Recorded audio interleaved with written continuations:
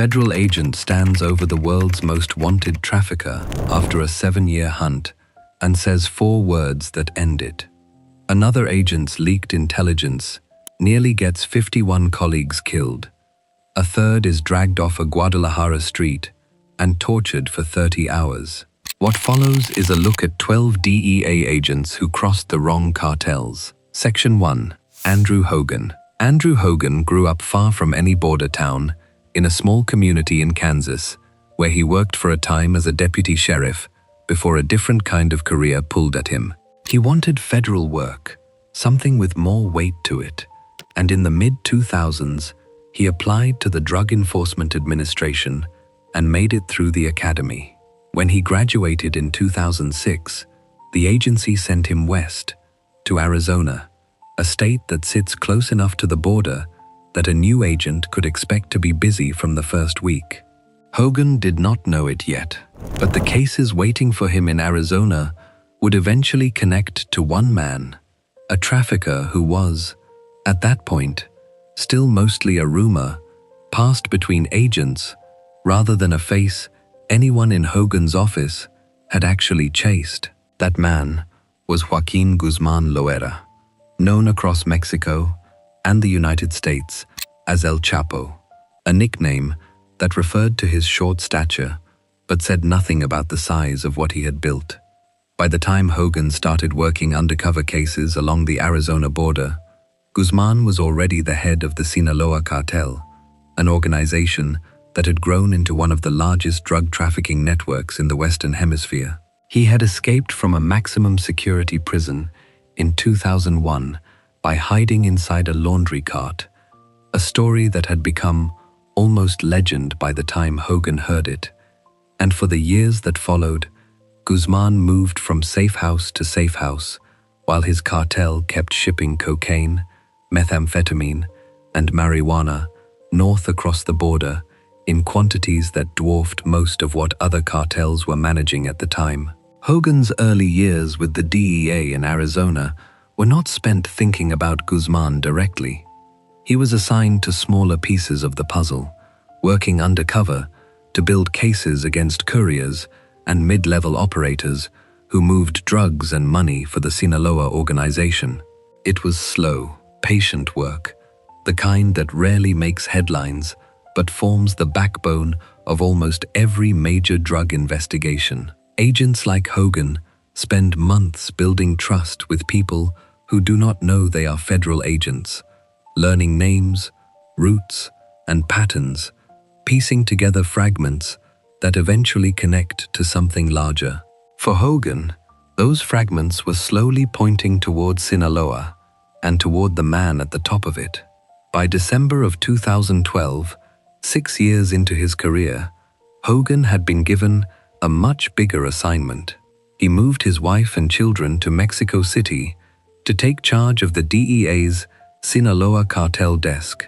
a position that put him at the center of the effort to track Guzman specifically. It was an enormous responsibility for a relatively young agent, and it meant relocating his family into a country where the cartel he was hunting had spent years building networks of corrupt officials, informants, and lookouts. Guzman had survived more than a decade on the run,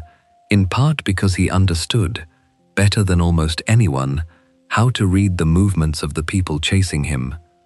Hogan was now one of those people, and the two men, without ever meeting, were circling each other through phone intercepts, informants, and fragments of intelligence that took months to assemble into anything usable. The work that followed relied heavily on technology, specifically on tracking the communications of the people closest to Guzman, rather than trying to find Guzman himself. Hogan and his team began identifying members of the drug lord's inner circle, the couriers, the personal secretaries, the pilots,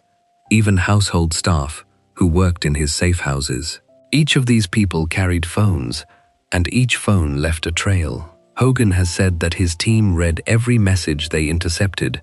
working through the details of daily life inside Guzman's operation, trying to understand not just what the cartel was doing, but where its leader actually slept at night. It was, by his own description, a matter of accumulating small details until a pattern of life began to take shape, a map of habits and movements that could eventually lead investigators to a specific building on a specific night. Guzman, for his part, had 13 years of practice staying ahead of exactly this kind of pursuit. He rotated through properties, relied on loyal associates to vet anyone who came near him, and kept his circle small enough that a leak was less likely. Hogan and his team understood that Guzman had the advantage of experience, having outlasted multiple generations of DEA and Mexican law enforcement efforts already. Still, the intelligence kept accumulating. Piece by piece, Hogan's team began to dismantle the layers of protection around Guzman,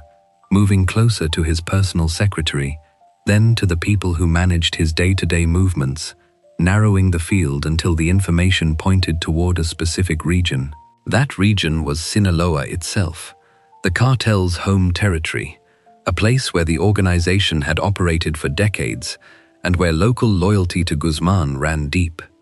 Working inside Sinaloa carried its own dangers, since much of the local population and even some local law enforcement had ties, directly or indirectly, to the cartel. Hogan's team eventually zeroed in on Culiacan, the state capital and the heart of Sinaloa's operations, where they believed Guzman was hiding. When they finally moved on a location there, backed by Mexican Marines who were considered less likely to be compromised than other branches of law enforcement, they discovered a house protected by a steel-reinforced door nearly 6 inches thick. It took the Marines between 10 and 15 minutes to break through it, and by the time they got inside, Guzman was gone. He had escaped through a tunnel hidden beneath a bathtub, a passage that connected to the city's sewer system and let him vanish before the raid team ever reached him. It was a devastating setback, made worse by the discovery that someone within the government had likely tipped off Guzman's people that American and Mexican forces were closing in. Hogan later said that the only reason the operation was not a complete disaster was that Guzman himself had not known specifically that they were coming for him, even if some of his people had gotten wind of increased activity. The tunnel escape was a reminder of exactly how much preparation Guzman had built into his own survival, layers upon layers of contingency that had kept him free for over a decade. Rather than treating the failed raid as a dead end, Hogan and his team used it to refine their understanding of how Guzman operated. Every escape, every near miss, added information.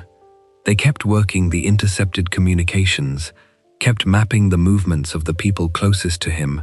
and eventually, the trail led away from Culiacan entirely, toward the resort city of Mazatlan on Mexico's Pacific coast. It was a place that, on its surface, made little sense for a man worth billions of dollars to hide. Hogan and his team discovered that Guzman was staying at a set of condominiums called the Miramar, an unassuming building that offered none of the luxury one might expect from a trafficker of his wealth. Hogan later described his surprise at just how modestly Guzman appeared to be living, noting that the drug lord seemed to afford himself almost no obvious comfort, as if visibility itself was the greatest risk he could take. In February of 2014, after months of surveillance and coordination, Hogan and the Mexican Navy moved on the Miramar condominiums. The operation was fast and quiet, built on the accumulated intelligence of the previous months, and this time there was no last-minute escape through a hidden tunnel. Marines found Guzman on the 4th floor of the building. Hogan, who had spent 7 years chasing this single man across 2 countries, walked in and found himself face to face with the person whose name he had been reading in intercepted text messages for years. He has said that in that moment, the first thing that came to his mind was a simple greeting, something almost casual given the scale of what it represented. He looked at Guzman and said only a few words, acknowledging him by his nickname, before Marines moved in and took him into custody. It was a strange, almost anticlimactic exchange for the end of such a long pursuit. Two men locking eyes for a few seconds before one of them was placed under arrest. The capture in Mazatlan sent a shockwave through law enforcement circles in both countries and made international news. Guzman was taken to a maximum security prison outside Toluca, and for a brief period, it seemed as though the Sinaloa cartel's most infamous leader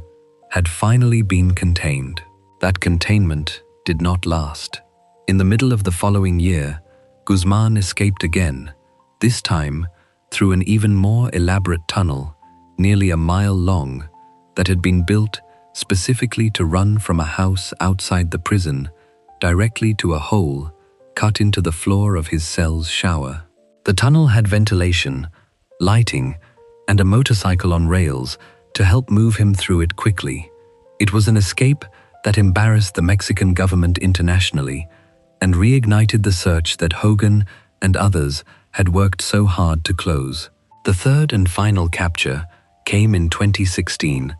after another period of pursuit that drew on many of the same techniques Hogan's team had developed years earlier.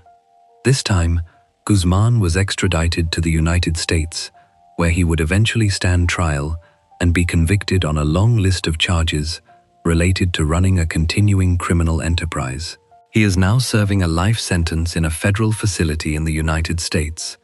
held under some of the strictest isolation conditions in the American prison system,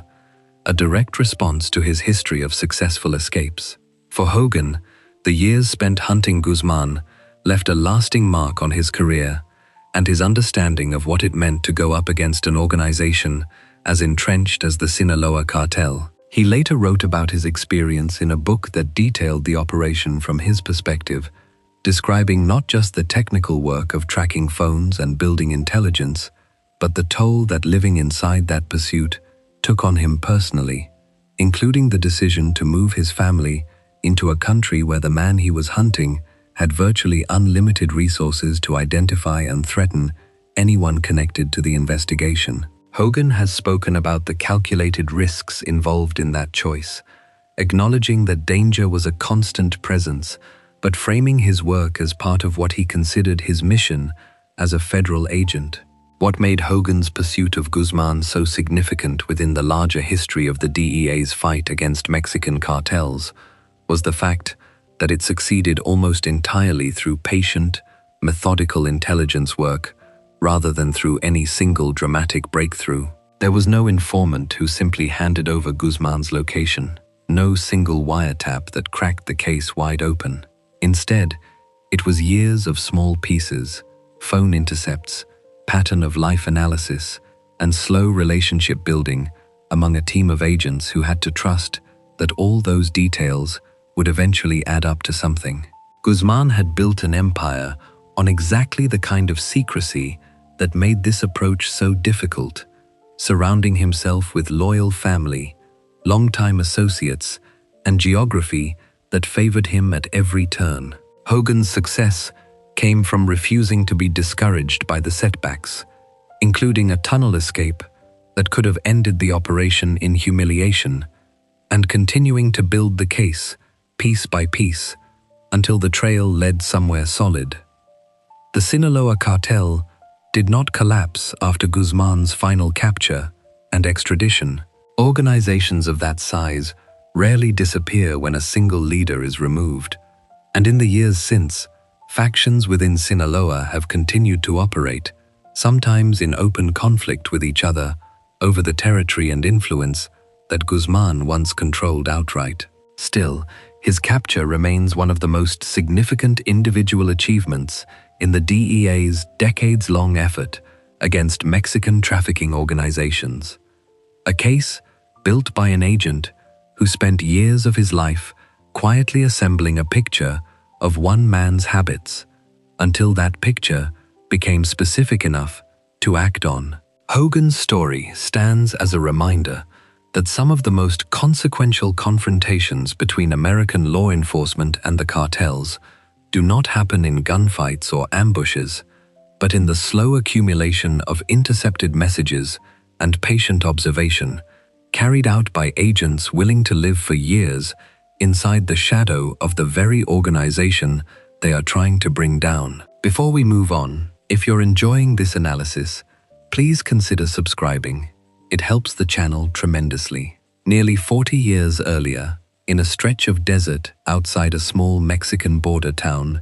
two other DEA agents faced a far more immediate danger. What happened to them in Sonora in 1975 would leave one of them fighting for his life in the back of a pickup truck. Section 2.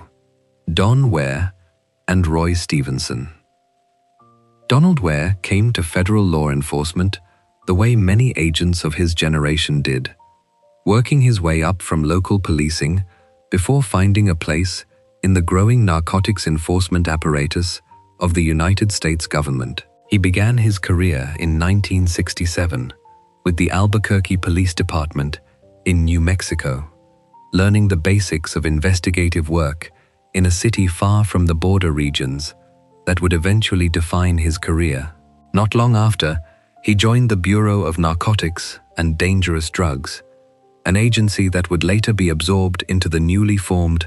Drug Enforcement Administration when it consolidated federal narcotics enforcement under a single roof in 1973. Ware adapted to the change and continued his work, eventually being posted to Las Vegas, Nevada,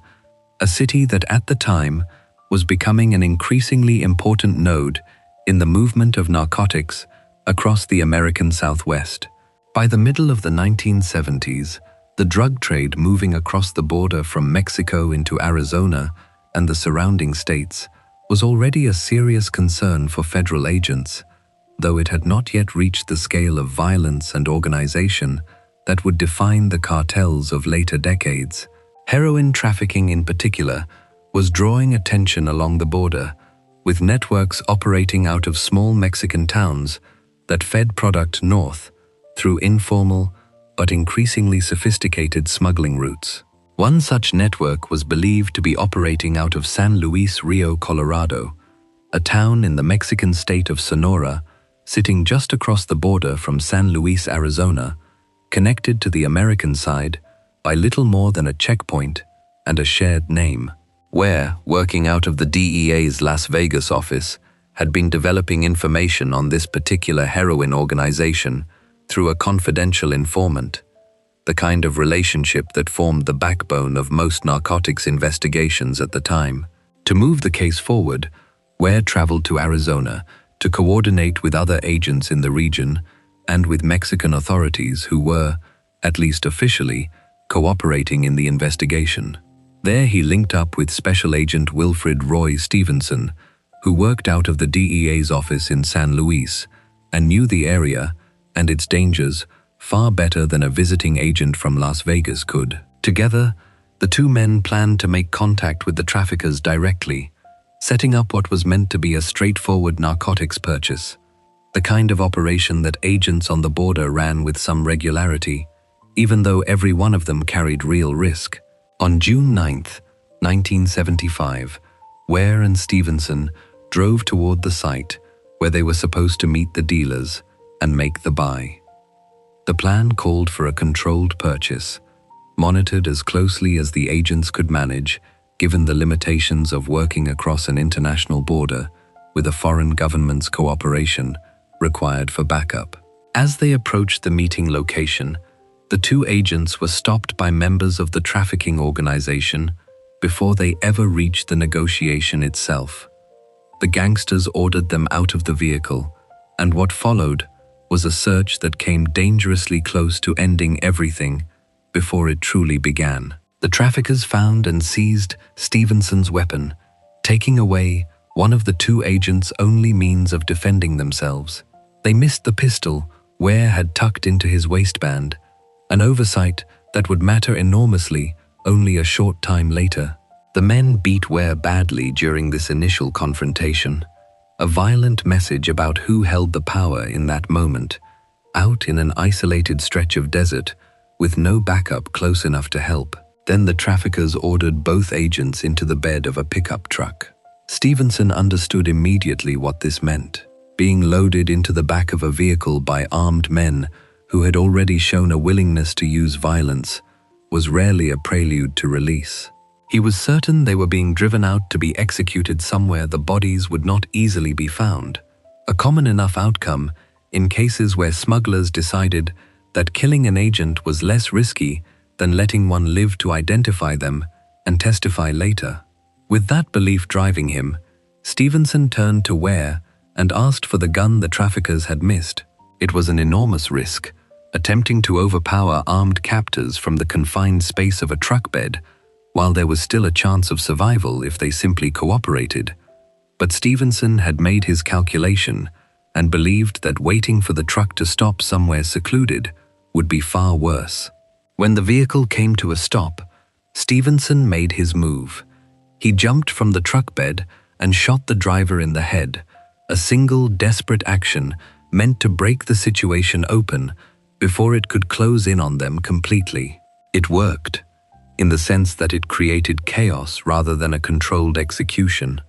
But it also triggered exactly the kind of gunfight that two men, one of them freshly beaten and neither with much cover, were unlikely to survive without serious harm. In the exchange of gunfire that followed,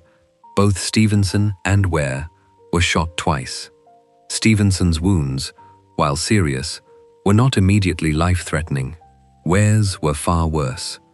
The bullets that struck him caused major internal damage, tearing through his body in a way that left him in critical condition almost immediately. Understanding that their only remaining chance of survival was to convince the kidnappers that the fight was over,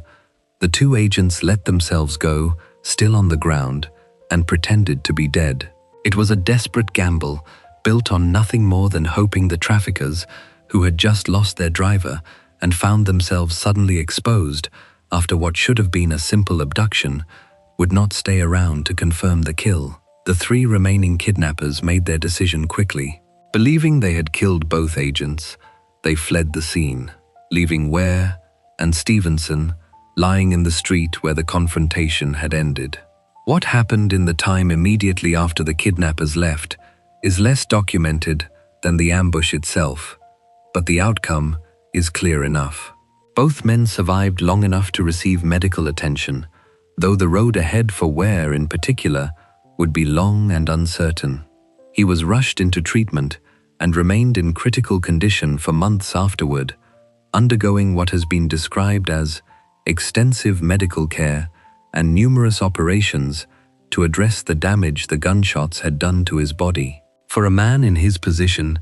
the injuries were serious enough that the DEA considered him fully qualified for medical retirement, a determination that would have allowed him to leave federal service with his pension intact and his obligations to the agency formally closed. Ware chose not to take that path. Despite everything his body had gone through, despite injuries severe enough to justify walking away entirely, he returned to active duty with the DEA once his recovery allowed it, continuing to work out of the agency's Las Vegas office. Colleagues who knew him later described a man whose sense of humility and dedication to the job never wavered, even after nearly dying in the line of it. He stayed with the DEA for another 2 decades following the shooting, working until his eventual retirement in 1995, a career that spanned 25 years in total, when combined with his earlier time in local law enforcement and the Bureau of Narcotics and Dangerous Drugs. For his actions and his survival in San Luis Rio, Colorado, Ware was awarded the DEA Medal of Valor, along with the agency's Purple Heart Award, recognitions meant to acknowledge both the courage of what happened that day and the physical toll it took on him. The gunshot wounds he carried for the rest of his life were never fully resolved, even decades later. In October of 2004, Ware underwent surgery related to complications stemming from those old injuries. During the operation,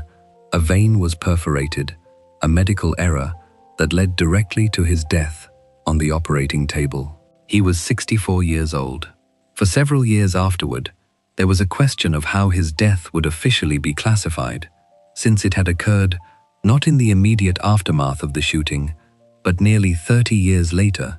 during a surgery connected to old injuries rather than a fresh act of violence. Members of the Nevada branch of the Association of Former Federal Narcotics Agents worked to convince the DEA that Ware's death, though it came through a surgical complication, was still fundamentally a consequence of the wounds he received in the line of duty in 1975. Their advocacy eventually succeeded. Ware was memorialized on the National Law Enforcement Officers Memorial in May of 2011,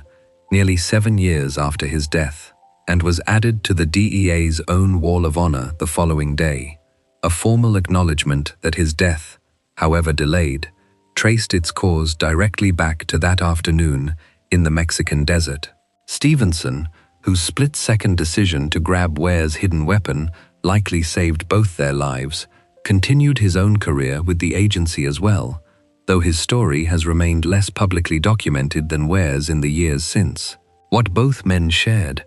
beyond the specific violence of that single afternoon, was a reminder of how early and how dangerous the confrontation between American drug agents and Mexican trafficking organizations had already become. A full decade before the murder of another DEA agent would draw the world's attention to the same stretch of border and the same kinds of organizations, now grown far larger and far more entrenched than the small heroin network that had ambushed 2 agents on a rural road outside San Luis Rio, Colorado. Ware's widow, Rita, has spoken in later years about the lasting effects the shooting had on their family,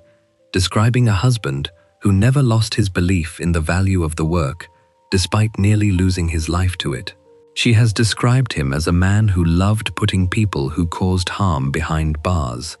someone who never treated the fight against narcotics trafficking as a lost cause, even after it had cost him so much personally. His story, along with Stevenson's split-second choice in the back of that truck, remains one of the earliest documented instances of DEA agents surviving a direct, violent confrontation with a trafficking organization along the Mexican border, a preview of the kind of danger that would only grow more severe as the decades wore on and the organizations on the other side of that line became far more powerful than the small network that had once tried to kill 2 federal agents and leave their bodies in the street. Before we move on, if you're enjoying this analysis, please consider subscribing. It helps the channel tremendously. A decade later, in the same border region, another DEA agent would be pulled from his car in Guadalajara and driven to a police station, where officers loyal to a rising cartel waited with an electric cattle prod. His name was Victor Cortez, and his ordeal would test how far Mexican authorities were willing to go to protect the traffickers on their payroll. Section 3. Victor Cortez. Victor Cortez Jr. had spent years building a career with the Drug Enforcement Administration, working narcotics cases along the border in a period when the agency's presence in Mexico remained small, cautious, and heavily restricted by the host government. By the middle of the 1980s, DEA agents stationed in Mexico numbered only around 30, most of them Mexican-American, and all of them operating under strict limitations imposed by Mexican law and by an informal understanding with Washington that agents abroad were meant to gather intelligence rather than act on it directly. They were not allowed to make arrests. They could not seize drugs themselves. Even questioning suspects fell outside what they were permitted to do without Mexican law enforcement present and in charge. In practice, this meant agents like Cortez spent most of their time cultivating informants and passing information along to Mexican police, then hoping that information would be acted on rather than quietly leaked to the very traffickers it targeted. This was the environment Cortez was working in the summer of 1986, a year and a half after the kidnapping and murder of DEA Special Agent Enrique Camarena had already exposed just how deep the ties ran between Mexican law enforcement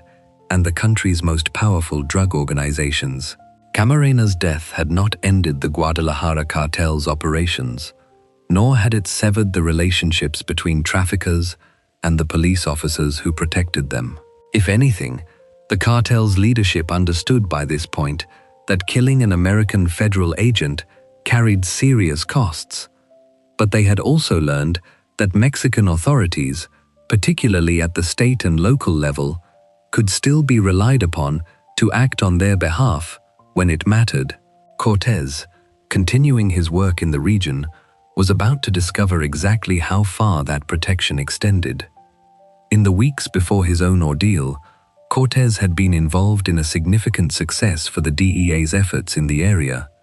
a seizure of more than 1,000 kilograms of cocaine that Mexican federal authorities had carried out in cooperation with the agency's intelligence work. It was the kind of result that agents in Mexico rarely achieved given the restrictions they operated under, and it drew unwelcome attention from the trafficking organization whose product had just been taken off the market. Investigators later came to believe that the cocaine belonged to Miguel Ángel Félix Gallardo, one of the founding figures of the Guadalajara cartel, and, by that point, one of the men most directly implicated in ordering the kidnapping and murder of Camarena the year before. If Cortez's work had contributed meaningfully to that seizure, he had, whether he fully understood it in the moment or not, placed himself in the sights of the same organization that had already proven willing to kill an American agent to protect its operations. On August 13, 1986, Cortez was driving through Guadalajara in a 1986 Ford Cougar when Jalisco state police officers stopped him, citing improper license plates as the reason for the stop. Riding with him was Antonio Garate Bustamante, a former Guadalajara police officer who had once been jailed on extortion charges before being cleared and who was working as an informant for the DEA. Inside the trunk of Cortez's car, according to the official Mexican report that would later be released, officers found a semi-automatic rifle and an Uzi submachine gun, both illegal under Mexican law. Cortez, for his part, was not carrying identity papers that would have confirmed his status as a DEA agent, a detail Mexican authorities would later use to muddy the circumstances of what happened next, suggesting irregularities on his side of the encounter, even as they conceded that his treatment afterward had crossed clear lines. What followed the traffic stop bore little resemblance to a routine detention over paperwork or an illegal weapon. Cortez was taken into custody by the Jalisco State Police, and once in their hands, he was subjected to hours of brutal interrogation. According to statements later given by DEA officials, Cortez identified himself immediately as an officer of the agency, hoping his federal status might offer some protection. It did not. The police beat him and, according to multiple accounts released in the aftermath, tortured him with an electric cattle prod, a device normally used to move livestock, applied instead to a human being in a deliberate effort to extract information. Some reports also described the interrogators spraying carbonated water into his nose during the questioning, a technique meant to intensify the sense of suffocation and panic in a person already being physically abused. The stated goal of the interrogation, according to later assessments from DEA officials, including the agency's own administrator, was retaliation for the drug bust that had cost the trafficking organization its cocaine, a message meant to remind American agents working in the region exactly what kind of consequences awaited anyone who interfered too effectively with the cartel's business. Word of Cortez's detention reached DEA colleagues in Guadalajara quickly, and the response that followed stood in sharp contrast to the earlier case of Camarena, where confusion and delay had allowed the situation to spiral for weeks before anyone outside a small circle even understood an agent was missing. This time, agents in the Guadalajara office moved immediately once they learned Cortez had been taken by Jalisco police. The resident agent in charge personally went to the jail where Cortez was being held and worked to secure his release, applying whatever pressure the office could bring to bear on local authorities who, whatever their loyalties to the cartel, still had to answer to a Mexican federal government eager to avoid another international incident so soon after the international embarrassment of the Camarena case. That pressure, combined with formal diplomatic protests from Washington, worked. Cortez was released from custody, badly injured, but alive. DEA Administrator John Lawn later gave a detailed public account of what had happened, describing Cortez as having been brutalized during his detention, stopped, bound, beaten, and prodded with a cattle prod during hours of interrogation. Lawn also connected the incident directly to the broader pattern of retaliation the agency had been tracking since Camarena's murder the previous year, noting that DEA sources believed the same drug lords responsible for Camarena's kidnapping and killing had also ordered Cortez's abduction. Phil Jordan, the DEA's chief in Dallas at the time, was quoted in press reports saying he believed Cortez's attackers were the same people who had targeted Camarena, a striking claim given how recently that case had already dominated headlines and strained relations between the two countries. Cortez was flown out of Mexico and back into the United States within days of his release, arriving in Tucson, Arizona, where he was treated at a local hospital for his injuries. He appeared publicly alongside DEA Administrator Lawn shortly after his return, giving reporters a first-hand account of what he had endured and crediting his fellow agents in Guadalajara for acting quickly enough to secure his freedom before the situation could turn fatal. Speaking to journalists, Cortez said plainly that he did not believe he would have made it back to the United States without the fast action of the agents who had located him and pushed for his release. It was a rare moment of a surviving agent speaking directly about the mechanics of his own rescue, a perspective that gave the public a much clearer window into just how quickly these situations could turn deadly without immediate intervention from colleagues willing to act. The diplomatic fallout from Cortez's torture reached the highest levels of the American government almost immediately. Within days, the White House issued a formal statement condemning what had happened, describing the United States as deeply concerned about the mistreatment of Cortez at the hands of the Jalisco State Police. The statement noted that Cortez had been carrying out official duties in Mexico with the knowledge and concurrence of the Mexican government at the time of his detention, and that he had identified himself as a DEA officer immediately upon being stopped,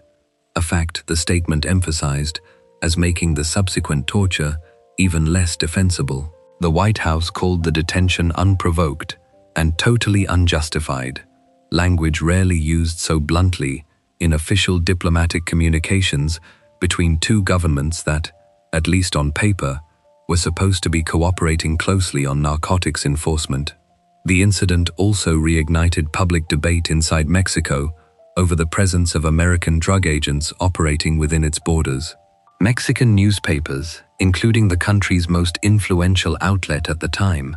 published editorials and cartoons expressing resentment at what many saw as American overreach, with one editorial going so far as to compare the presence of DEA intelligence gathering to the presence of the traffickers themselves, framing both as a kind of corrupting influence on Mexican society. Officials in Jalisco state initially denied that any torture had taken place at all, and the country's defense minister publicly stated that Mexico had no need for outside assistance in fighting its own drug problem. It was only under continued pressure from Washington that the office of the Mexican Attorney General eventually conceded that mistreatment had occurred, even as the accompanying report tried to shift some blame back onto Cortez by highlighting the weapons found in his car and his lack of identifying paperwork at the time of the stop. For the DEA, the Cortez case became another data point in a growing body of evidence that Mexican law enforcement at the state and local level could not be trusted uniformly, and that agents working inside the country faced a level of physical danger that went well beyond the risks typically associated with undercover narcotics work in the United States. In the aftermath, the agency doubled its security precautions for personnel stationed in Mexico, according to statements from Administrator Lorne,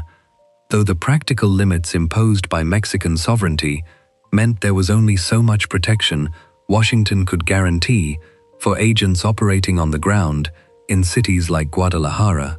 Cortez's survival, credited largely to the speed with which his colleagues acted once they learned of his abduction, stood as a rare example of an agent walking away from this kind of ordeal alive, a contrast to what had happened to Camarena only a year and a half earlier in the very same city, at the hands of what many believed to be the very same network of traffickers and the police officers who protected them. Before we move on, if you're enjoying this analysis, please consider subscribing. It helps the channel tremendously. 8 years later, in a strip mall parking lot in Glendale, Arizona, a DEA agent, on his last day before a new assignment, would not have colleagues close enough to intervene in time. His name was Richard Fass, and what happened to him would trigger a 6-year manhunt stretching deep into Mexico. Section 4. Richard Fass. Richard Fass was a native of Tucson, Arizona, a man who came to federal law enforcement after several years spent in different corners of public service. He earned a bachelor's degree in public administration with a focus on criminal justice from the University of Arizona, then spent time working as a probation officer with the Pima County Juvenile Court before taking a position as a revenue officer with the Internal Revenue Service. It was not until May of 1987 that Fass joined the Drug Enforcement Administration, beginning a career that would take him through assignments in South America and the Caribbean before settling him into a longer-term post with the Phoenix Field Division in Arizona, working undercover cases against the methamphetamine trafficking networks that had become an increasingly serious problem across the state. By the early 1990s, methamphetamine had become one of the fastest-growing drug threats along the American Southwest, and much of the supply feeding that growth traced back to trafficking organizations operating out of Mexico, particularly from the state of Michoacán, where clandestine laboratories had begun producing the drug in quantities large enough to supply markets across multiple American states. These organizations operated with a level of ruthlessness that mirrored the larger cartels dominating the cocaine and heroin trade, and undercover agents working meth cases in Arizona faced dangers that, while less publicized than the violence associated with Colombian or larger Mexican cartel operations,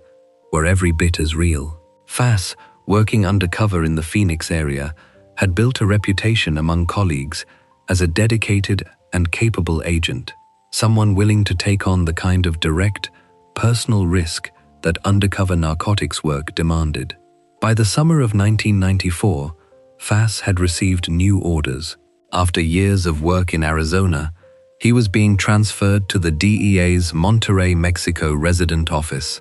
a significant step in his career that would place him directly inside the country whose trafficking networks he had spent years investigating from across the border. On June 30th, 1994, his colleagues in the Phoenix Field Division gathered for a farewell luncheon to mark the occasion,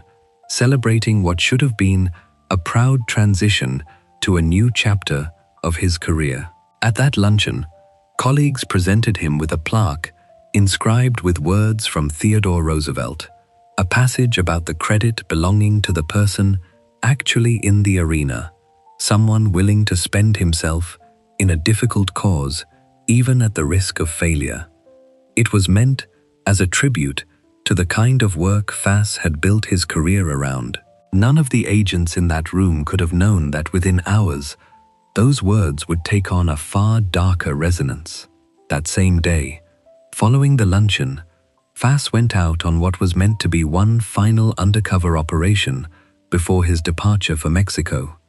A methamphetamine purchase set up in a strip mall in Glendale, Arizona, just outside Phoenix. The deal called for Fass to meet with two men connected to a trafficking organization based out of Michoacan in order to purchase 22 pounds of methamphetamine for a price of $160,000. It was, on its surface, a straightforward buy of the kind Fass had likely carried out many times before in his years working undercover narcotics cases. What Fass did not know was that the two men he was meeting, later identified as Juan Rubio Vasquez and Agustin Cordova Cuevas, had no intention of completing an actual drug transaction. According to federal investigators, the two men had been directed by the leader of their organization, a trafficker named Agustin Vasquez Mendoza, to rob Fass and the informants accompanying him rather than sell him anything at all,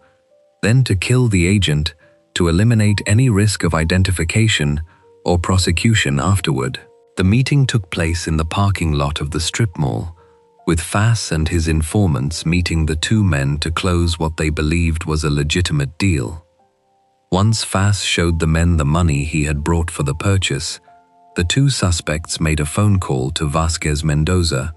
who gave the order to proceed with the robbery and the killing. The two men then opened fire on Fass in the parking lot. According to later accounts from colleagues and investigators, Fass did not go down without resisting. He managed to draw his own concealed firearm and returned fire, striking one of his attackers and wounding him. It was, by the description of those who reconstructed the incident afterward, a moment where Fass came remarkably close to turning the ambush around entirely, fighting back against men who had planned to kill him without expecting real resistance. That resistance came at a terrible cost. One of the rounds fired at Fass struck his hand, tearing off the tip of the finger he was using on the trigger of his weapon and damaging the firearm itself badly enough to render it inoperable. In an instant, the one advantage Fass had managed to create for himself in the exchange was gone. With his gun no longer functioning and his hand badly wounded, he had no way left to defend himself. His attackers, having recovered from the momentary chaos of being fired upon, moved in and shot him 7 times, executing him where he stood in the parking lot, rather than allowing him any further chance to fight back or escape. Fass was 37 years old, and he died on what was supposed to be his last day working undercover cases in Arizona, only hours after being handed a plaque celebrating the very qualities that likely led him to keep fighting even after the ambush began. Fass was survived by his wife, Teresa, and their 4 children, Raymond, Melissa, Lilia, and Angela, along with his parents and 2 brothers. Colleagues who spoke about him in the aftermath described a man devoted equally to his family, his community, and his church. Someone who approached his undercover work with a seriousness that never spilled over into recklessness, even though the nature of the job meant accepting risk as a permanent condition of the career he had chosen. His death devastated the Phoenix Field Division, an office that had just celebrated his transfer only hours before losing him entirely. The manhunt that followed his murder became one of the longest pursuits in DEA history, connected to the killing of one of its own agents. Investigators moved quickly against the 2 men directly involved in the shooting. Juan Rubio Vasquez was captured by officers near the scene shortly after the killing, while Agustin Cordova Cuevas fled by car but was stopped and arrested not long afterward. Both men were eventually convicted for their roles in Fass's murder, receiving life sentences alongside 2 other individuals connected to the plot. The far more difficult task was capturing Agustin Vasquez Mendoza, the man who had given the order to rob and kill Fass from a separate location, and who had immediately fled across the border into Mexico once word reached him that the operation had gone wrong and an American federal agent was dead. For 6 years, DEA agents pursued Vasquez Mendoza through Mexico, a search that stretched deep into the mountainous region of Michoacan, an area investigators came to understand was one of the primary sources of the methamphetamine flooding into American markets at the time. The hunt for Vasquez Mendoza inadvertently opened up a much broader stream of intelligence about the meth trade operating out of that region, as agents working the case began noticing patterns connecting license plates from Michoacan and shipments of ephedrine and finished methamphetamine moving in both directions between the state and the American Southwest. What had begun as a manhunt for a single fugitive gradually became a window into an entire regional drug economy that the DEA had not previously understood with the same level of specificity. The pursuit finally ended in Mexico when Vasquez Mendoza was captured at a phone booth in the town of Tehuacan, in the state of Puebla, nearly 6 years after Fass's murder. Even after his capture, the process of bringing him to justice in the United States took additional years, complicated by Mexican legal protections against extradition in cases involving the possibility of a life sentence without parole. Mexico's Supreme Court had ruled that the country's constitution forbade extraditing individuals who would face life sentences in the country, requesting them, based on the principle that every person should retain some possibility of rehabilitation. To resolve the standoff, American prosecutors agreed to waive the possibility of the death penalty for Vasquez Mendoza and to recommend a life sentence that would carry the possibility of parole after 25 years, a compromise that finally satisfied Mexican legal requirements and allowed his extradition to move forward. Vasquez Mendoza was extradited to the United States in early 2005, more than a decade after he had ordered the killing of an agent he likely never met in person. DEA Administrator Karen Tandy spoke publicly about the case at the time of his extradition, describing Fass as having been killed in cold blood while trying to dismantle a violent wholesale methamphetamine trafficking network, and framing the eventual capture of the man behind the murder as the product of a relentless 6-year effort that refused to let the case go cold despite the extraordinary difficulty of pursuing a fugitive across an international border with limited cooperation available at various points along the way. Fass's death and the years-long pursuit that followed it became one of the clearer illustrations of how methamphetamine trafficking out of Mexico had escalated in both scale and violence by the mid-1990s, distinct from, but running parallel to the larger and more widely covered war against cocaine cartels in Colombia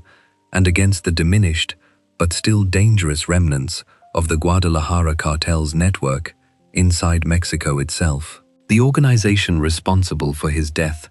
was smaller and less internationally known than groups like the Sinaloa cartel or the cartel structures that had emerged from Guadalajara, but it had proven itself just as willing to kill a federal agent to protect its operations, and just as capable of directing that killing from a distance while its foot soldiers carried out the actual violence on the ground. Fass had spent his final undercover operation trying to purchase drugs from men who intended from the very beginning to rob and murder him, and even in the chaos of realizing that trap too late, he fought back hard enough to wound one of his attackers before a damaged weapon finally left him without any way to defend himself at all. Before we move on, if you're enjoying this analysis, please consider subscribing. It helps the channel tremendously. Farther south, in Colombia, 2 other DEA agents were about to learn that Pablo Escobar knew their names, their faces, and where they lived. What happened to Steve Murphy and Javier Peña on a Bogotá street would test how far the Medellin cartel was willing to go to silence the men hunting its leader. Section 5. Steve Murphy and Javier Peña. Steve Murphy grew up in Princeton, West Virginia, the son of a World War II veteran, and came to federal law enforcement after a stretch working in local policing. He eventually made his way into the Drug Enforcement Administration, and his first posting took him to Miami during the late 1970s, a city that was, at that moment, on the verge of becoming the epicenter of the American cocaine trade. Javier Peña came from a very different background, raised in Texas and drawn to law enforcement through a different path entirely, eventually joining the DEA around the same period and building a career that, like Murphy's, would eventually lead him toward Colombia and toward the man who would come to know both of their names by heart. Murphy's early years in Miami exposed him to the transformation of the city's drug trade almost in real time. What had once been a relatively low-stakes market, dominated by small-time marijuana dealers, shifted rapidly as Colombian traffickers began flooding the city with cocaine, and the violence that came with that shift escalated just as quickly. Miami in the early 1980s became one of the most dangerous cities in the country, a place where cartel enforcers operated with submachine guns in broad daylight, and where bodies connected to the drug trade turned up with a regularity that shocked even hardened law enforcement veterans. Murphy worked this environment for years, building cases and watching the scale of the violence grow alongside the scale of the money moving through the city. By the time Murphy transferred to Colombia in the late 1980s, he had already spent nearly a decade working narcotics cases, connected, directly or indirectly, to the same organization that was about to become the primary focus of his career. That organization was the Medellin Cartel, led by Pablo Escobar, a man who had built an empire so large and so violent that by the mid-1980s he had been personally responsible, directly or through the men working for him, for the deaths of judges, police officers, journalists, and eventually a Colombian presidential candidate. Escobar's wealth had made him one of the richest men in the world at the height of his power, and his willingness to use extreme violence against anyone who threatened his business had made the Colombian government's efforts to stop him extraordinarily difficult and dangerous. Peña arrived in Colombia around the same period, and the two men were eventually paired together, working out of the American embassy in Bogotá as part of the broader effort to dismantle the Medellin cartel and, specifically, to locate and capture Escobar himself. Their work brought them into close, sustained contact with the Colombian National Police's Search Block,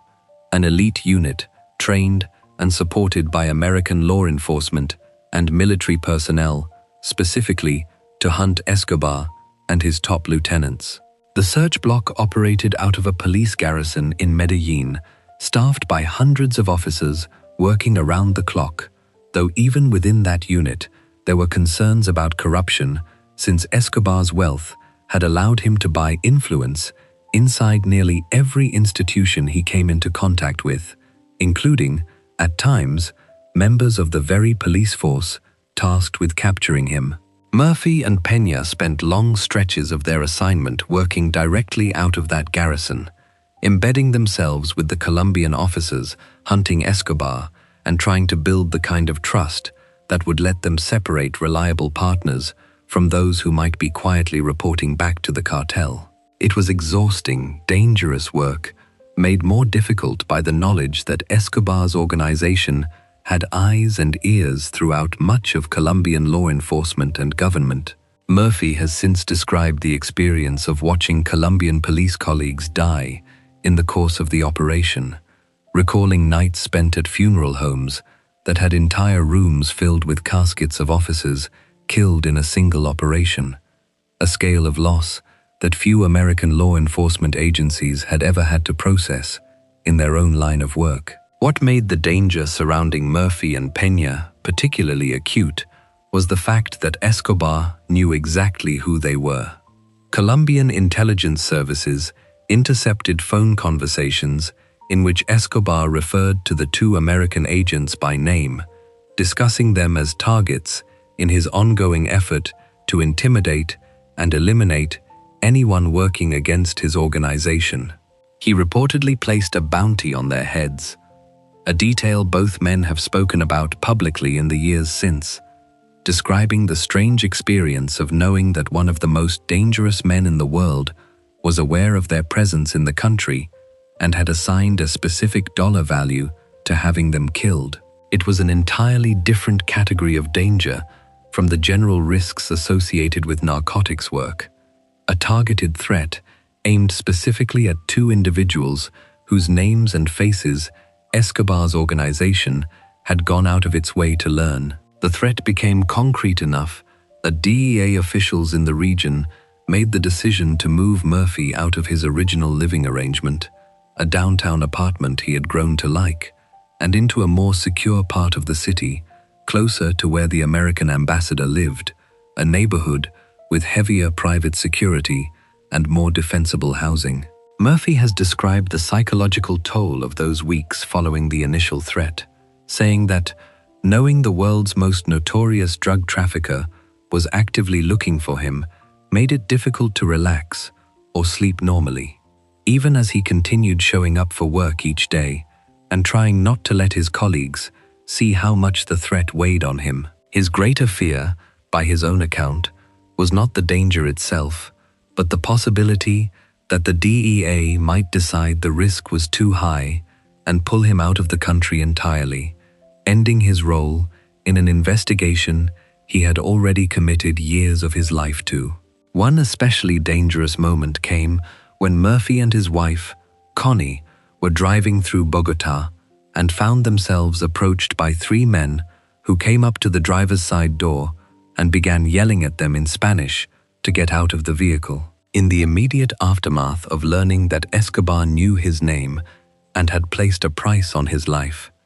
an unexplained aggressive approach from armed strangers carried an entirely different weight than ordinary road rage might have elsewhere. Murphy has said that his first instinct was that this could be exactly the kind of ambush he had feared, and that the presence of his wife in the car made the stakes of the moment feel even higher, since protecting her became just as urgent as protecting himself. He initially refused to open the door and instead held up his Colombian police identification, hoping that flashing official credentials might be enough to defuse the situation and convince the men that this was not a target worth the trouble. The encounter did not escalate into gunfire, though accounts of exactly how it resolved have varied depending on the telling, with some versions describing the men eventually backing off once it became clear Murphy was not an easy or unprotected target, and others framing it as one of several close calls that Murphy and Peña experienced over the course of their years working the Escobar investigation, incidents that never made international headlines, but that both men have described as part of an atmosphere of constant, low-grade danger that defined much of their time in Colombia. Whether or not that specific encounter was a deliberate attempt on Murphy's life connected directly to Escobar's bounty, it captured the reality both agents lived with throughout the investigation, a sense that any unexpected approach from strangers on the street could be the moment the threat against them turned real. The work Murphy and Peña carried out during this period extended well beyond simply surviving the danger directed at them personally. They spent years building intelligence on Escobar's network, working alongside informants who took extraordinary personal risks to provide information, and coordinating with American surveillance capabilities tied to Escobar's inner circle. That intelligence would then be passed to the search bloc, which acted on it, sometimes through legitimate arrests, and sometimes, according to later accounts and reporting, through operations that blurred the line between law enforcement and something closer to extrajudicial action against Escobar's associates. Murphy and Peña operated at the center of this intelligence pipeline for years, watching as it gradually eroded the protective network Escobar had spent so long building around himself. The investigation reached one of its most consequential points in November of 1985, when Escobar's allies within the M19 guerrilla movement stormed Colombia's Palace of Justice, an assault that resulted in a fire, destroying a significant amount of the evidence and files the Colombian government had compiled on Escobar and the Medellin cartel over the preceding years. Murphy, in the aftermath of that attack, found himself providing shelter to a guerrilla informant connected to the siege, a woman who could offer information tying Escobar to the assault,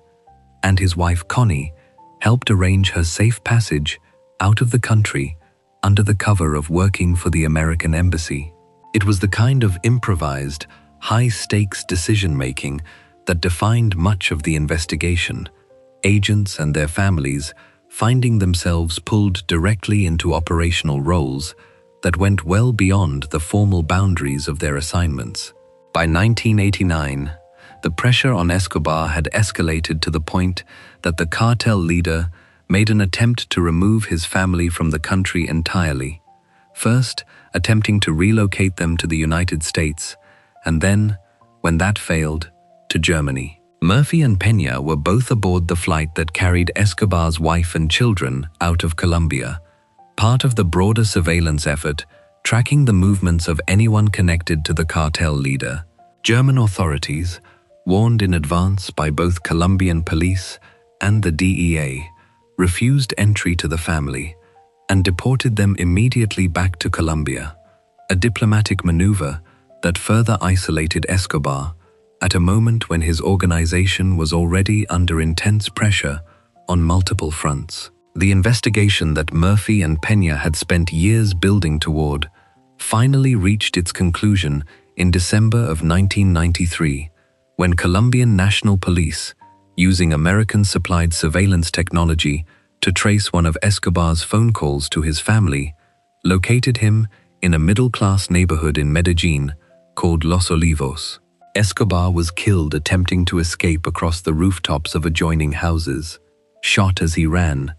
in an operation that ended one of the most extensive and dangerous manhunts in the history of American and Colombian law enforcement cooperation. The circumstances of his final moments have remained a subject of debate in Colombia in the years since, with some accounts suggesting he was shot by pursuing officers and others, including members of his own family, maintaining that he took his own life rather than be captured. Whatever the precise sequence of those final seconds, the outcome ended the operation Murphy and Peña had built their careers around for years. Both men eventually retired from the DEA and have spoken extensively in public settings about their experiences hunting Escobar,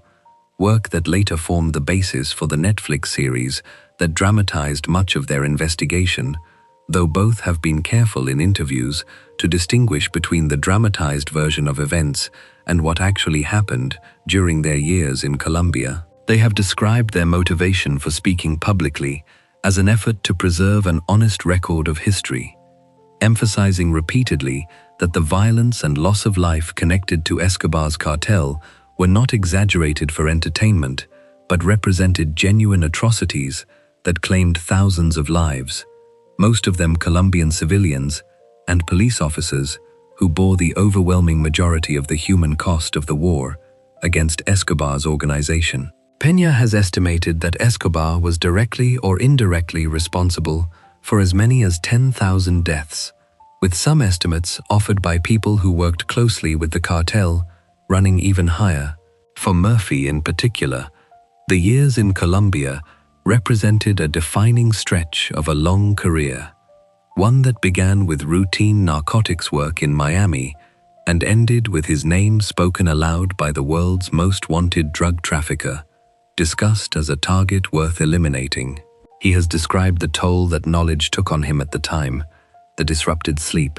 the constant low-level vigilance required simply to move through daily life in Bogotá, and the strange, quiet fear that came with understanding that an organization capable of assassinating a presidential candidate and bombing a commercial airliner had also turned its attention, however briefly, toward two American agents working out of an embassy office. that Murphy and Peña both survived to see the investigation through to its conclusion, and to eventually speak about it years later from the relative safety of retirement, stands as one of the more remarkable outcomes among the DEA agents who found themselves directly targeted by the cartels they were sent to dismantle, a survival that came not through any single dramatic escape, but through years of accumulated caution, institutional support, and, in more than one close encounter on the streets of Bogotá, a fair amount of luck. Before we move on, if you're enjoying this analysis, please consider subscribing. It helps the channel tremendously. Back in Mexico, a year before Escobar's own downfall,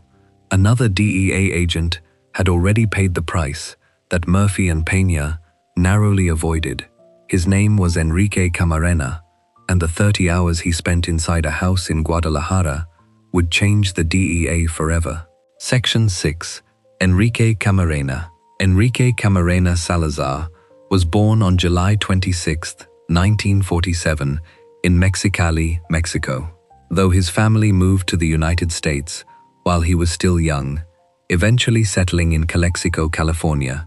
a border town that sat directly across from his birthplace. He grew up moving between two countries in a way that would later prove valuable to his career, spending time visiting family in Guadalajara even as he built a life on the American side of the border. After finishing high school, Camarena joined the United States Marine Corps, serving for a few years before returning to Calexico, where he worked first as a fireman and then as a police investigator, eventually taking a position as a narcotics investigator with the Imperial County Sheriff's Office. Colleagues who knew him during this period described a man with an unusual gift for undercover work, someone able to slip into different personas and accents with an ease that made him particularly effective at building trust with the people he was investigating. Camarena joined the newly formed Drug Enforcement Administration in June of 1974, not long after the agency itself had come into existence, and was assigned to its Calexico resident office, a natural fit given his prior experience working the same border region. In 1977, he transferred to the DEA's field office in Fresno, California, where he continued working undercover cases connected to smuggling activity throughout the San Joaquin Valley. By this point, he was married to his wife, Geneva, known to those close to her as Mika, and the couple had begun building a family together. Those who worked alongside him during these years described him as driven even by the standards of an agency full of people who had chosen a genuinely demanding line of work, someone who approached each assignment with a level of personal investment that went beyond simply completing the job in front of him. In 1980, seeking a new assignment that might advance his career, Camarena applied for a transfer to Miami, a city that, given the explosion of cocaine trafficking happening there at the time, represented one of the most significant postings available within the agency. The position went to a colleague instead, and Camarena, left to choose from what remained available, selected Guadalajara, Mexico, a city he already had some connection to through his extended family. He arrived in the summer of 1981, bringing his pregnant wife and young son with him, drawn in part by the city's mild climate, the presence of an American school for his children, and a currency exchange rate that made the move financially appealing for a federal salary. What Camarena could not have known at the time was that he was arriving in Guadalajara at almost exactly the same moment that a rising trafficker named Miguel Ángel Félix Gallardo was beginning to consolidate control over what would soon become known as the Guadalajara Cartel, an organization that, alongside partners Rafael Caro Quintero and Ernesto Fonseca Carrillo, would grow into one of the most powerful trafficking networks Mexico had yet produced. Camarena's early impressions of the DEA's Guadalajara office were not especially encouraging. He worked under resident agent in charge James Kuykendall alongside a small team of other agents, and found that much of what passed for narcotics enforcement in the office involved buying drinks for local police officers and participating in raids that had clearly been staged in advance, complete with token amounts of product seized as a show of cooperation. Frustrated by what he saw as the limits of this arrangement, Camarena began conducting more aggressive investigative work on his own initiative, cultivating informants who could provide him with real intelligence rather than relying solely on the cooperative theater that had defined the office's activities before his arrival. That independent effort paid off substantially. Working with an informant, Camarena discovered a massive marijuana plantation in 1982, hidden in an isolated area and financed, according to the intelligence he developed, by a cartel figure named Juan José Esparragosa Moreno. Camarena arranged for solo overflights to photograph and confirm the scale of the operation before briefing Mexican authorities, who eventually raided the site in September of that year. The plantation covered more than 200 acres and employed hundreds of workers, and its destruction represented one of the largest single blows dealt to Mexican marijuana production up to that point, with DEA estimates suggesting thousands of tons of high-grade marijuana were destroyed in the raid. It was an enormous success for an agent who had, by his own account, grown disillusioned with the pace and seriousness of the office's earlier efforts. Camarena's most consequential discovery came 2 years later. Acting again on intelligence developed through his network of informants, he located a far larger operation in November of 1984, a plantation known as Rancho Buffalo, spanning roughly 2,500 acres in the Mexican state of Chihuahua and belonging to Rafael Caro Quintero, one of the 3 men who had built the Guadalajara cartel into a regional power. Camarena again arranged for aerial photography of the site, then convinced the Mexican army to act on the information, resulting in a raid that destroyed marijuana valued at an estimated $2.5 billion, one of the most significant counter-narcotics operations conducted in Mexico up to that time. Camarena personally accompanied the raid alongside Kuykendall and another agent, and accounts from the operation describe him briefly engaging in a firefight with Caro Quintero's people during the raid, though the cartel leader himself managed to escape the scene. The destruction of Rancho Buffalo represented a catastrophic financial and reputational blow to Caro Quintero specifically, even as Felix Gallardo, the cartel's senior leader, treated the loss with relative indifference, having already begun shifting the organization's focus toward the far more lucrative cocaine trade emerging through its partnerships with Colombian traffickers. Caro Quintero, however, did not share that indifference.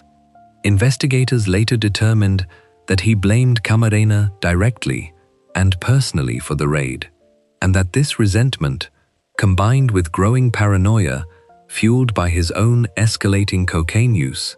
hardened into a determination to identify and punish the American agent responsible. Within the cartel's leadership structure, and among the corrupt officials who protected it, a consensus began to form that Camarena had become too effective, too dangerous to the organization's continued operation, to be allowed to continue his work unchallenged. The pressure to act against Camarena came from multiple directions within the network, protecting the cartel,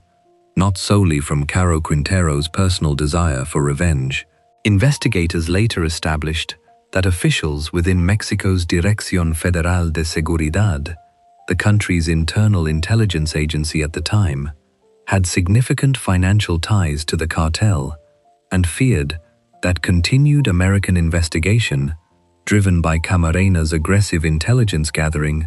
might eventually expose the depth of their own corruption. High-ranking government figures, including individuals close to the Interior Ministry and the country's Defense Ministry, reportedly supported action against Camarena, specifically to protect the broader network of official corruption that had grown up around the cartel's operations, a network that extended well beyond the traffickers themselves and into the highest levels of Mexican law enforcement and government. On February 7, 1985, Camarena left the DEA's Guadalajara office to meet his wife for lunch. As he exited the building, 5 armed men surrounded him, one of them identifying himself as a Mexican law enforcement official, and forced him into a vehicle. He was never seen alive again by anyone outside his captors. His Mexican pilot, Alfredo Zavala Avila, who had flown the overflights that helped locate both the plantations Camarena had targeted, was kidnapped separately near the Guadalajara airport around the same time, taken by the same network, acting on the same orders. Both men were brought to a property connected to Ruben Zuno Arce, a well-connected figure with ties by marriage to a former Mexican president, where the interrogation and torture that would ultimately kill them began almost immediately. Over a period investigators later determined to be more than 30 hours, Camarena was subjected to sustained torture by men working directly for the cartel and, according to later testimony, monitored by officials interested in learning exactly what the American government knew about their own involvement with the trafficking organization. Camarena was interrogated about the extent of DEA knowledge regarding Mexican traffickers and, more specifically, about the identities of his own informants and sources inside the country. Recordings later recovered by Mexican military forces from the home of a prominent trafficker captured portions of this interrogation, revealing the extent of the physical abuse Camarena endured. According to the forensic examination conducted after his body was eventually recovered, he suffered a crushed skull, a broken jaw, damage to his cheekbones, and a crushed windpipe over the course of the torture, injuries consistent with a beating sustained over many hours rather than a single violent act. Investigators also believed he had been injected with stimulants during the interrogation, likely intended to keep him conscious and responsive to questioning even as his body deteriorated from the sustained abuse. Camarena is believed to have died on February 9th, 2 days after his abduction, though his body would not be discovered for nearly a month afterward. Zavala, his pilot, appears to have suffered a similarly brutal fate, tortured for information, despite having far less direct knowledge of DEA operations than Camarena himself. Both bodies were eventually found on March 5, 1985, buried in a shallow grave on a rural property roughly 60 miles from Guadalajara, wrapped, bound, and blindfolded in a manner that made clear the deliberate and organized nature of their deaths, rather than any spontaneous act of violence. The discovery of Camarena's body triggered a response from the DEA unlike anything the agency had mounted before. Operation Leyenda, launched in the aftermath, became the largest homicide investigation the agency had ever undertaken, involving a dedicated team of agents sent specifically to Mexico to unravel exactly what had happened and who bore responsibility. What that investigation gradually uncovered went well beyond the immediate circle of traffickers who had ordered the kidnapping. Agents working the case discovered that significant portions of the Jalisco State Police Force had been on the cartel's payroll for years,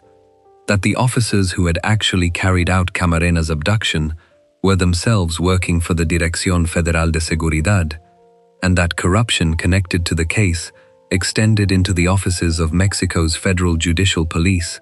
and, according to some accounts that have never been fully substantiated, into the highest levels of the Mexican military and government. Under sustained pressure from Washington, Mexican President Miguel de la Madrid moved relatively quickly to arrest Caro Quintero and Fonseca Carrillo, the 2 cartel leaders most directly implicated in ordering Camarena's kidnapping and murder. Felix Gallardo,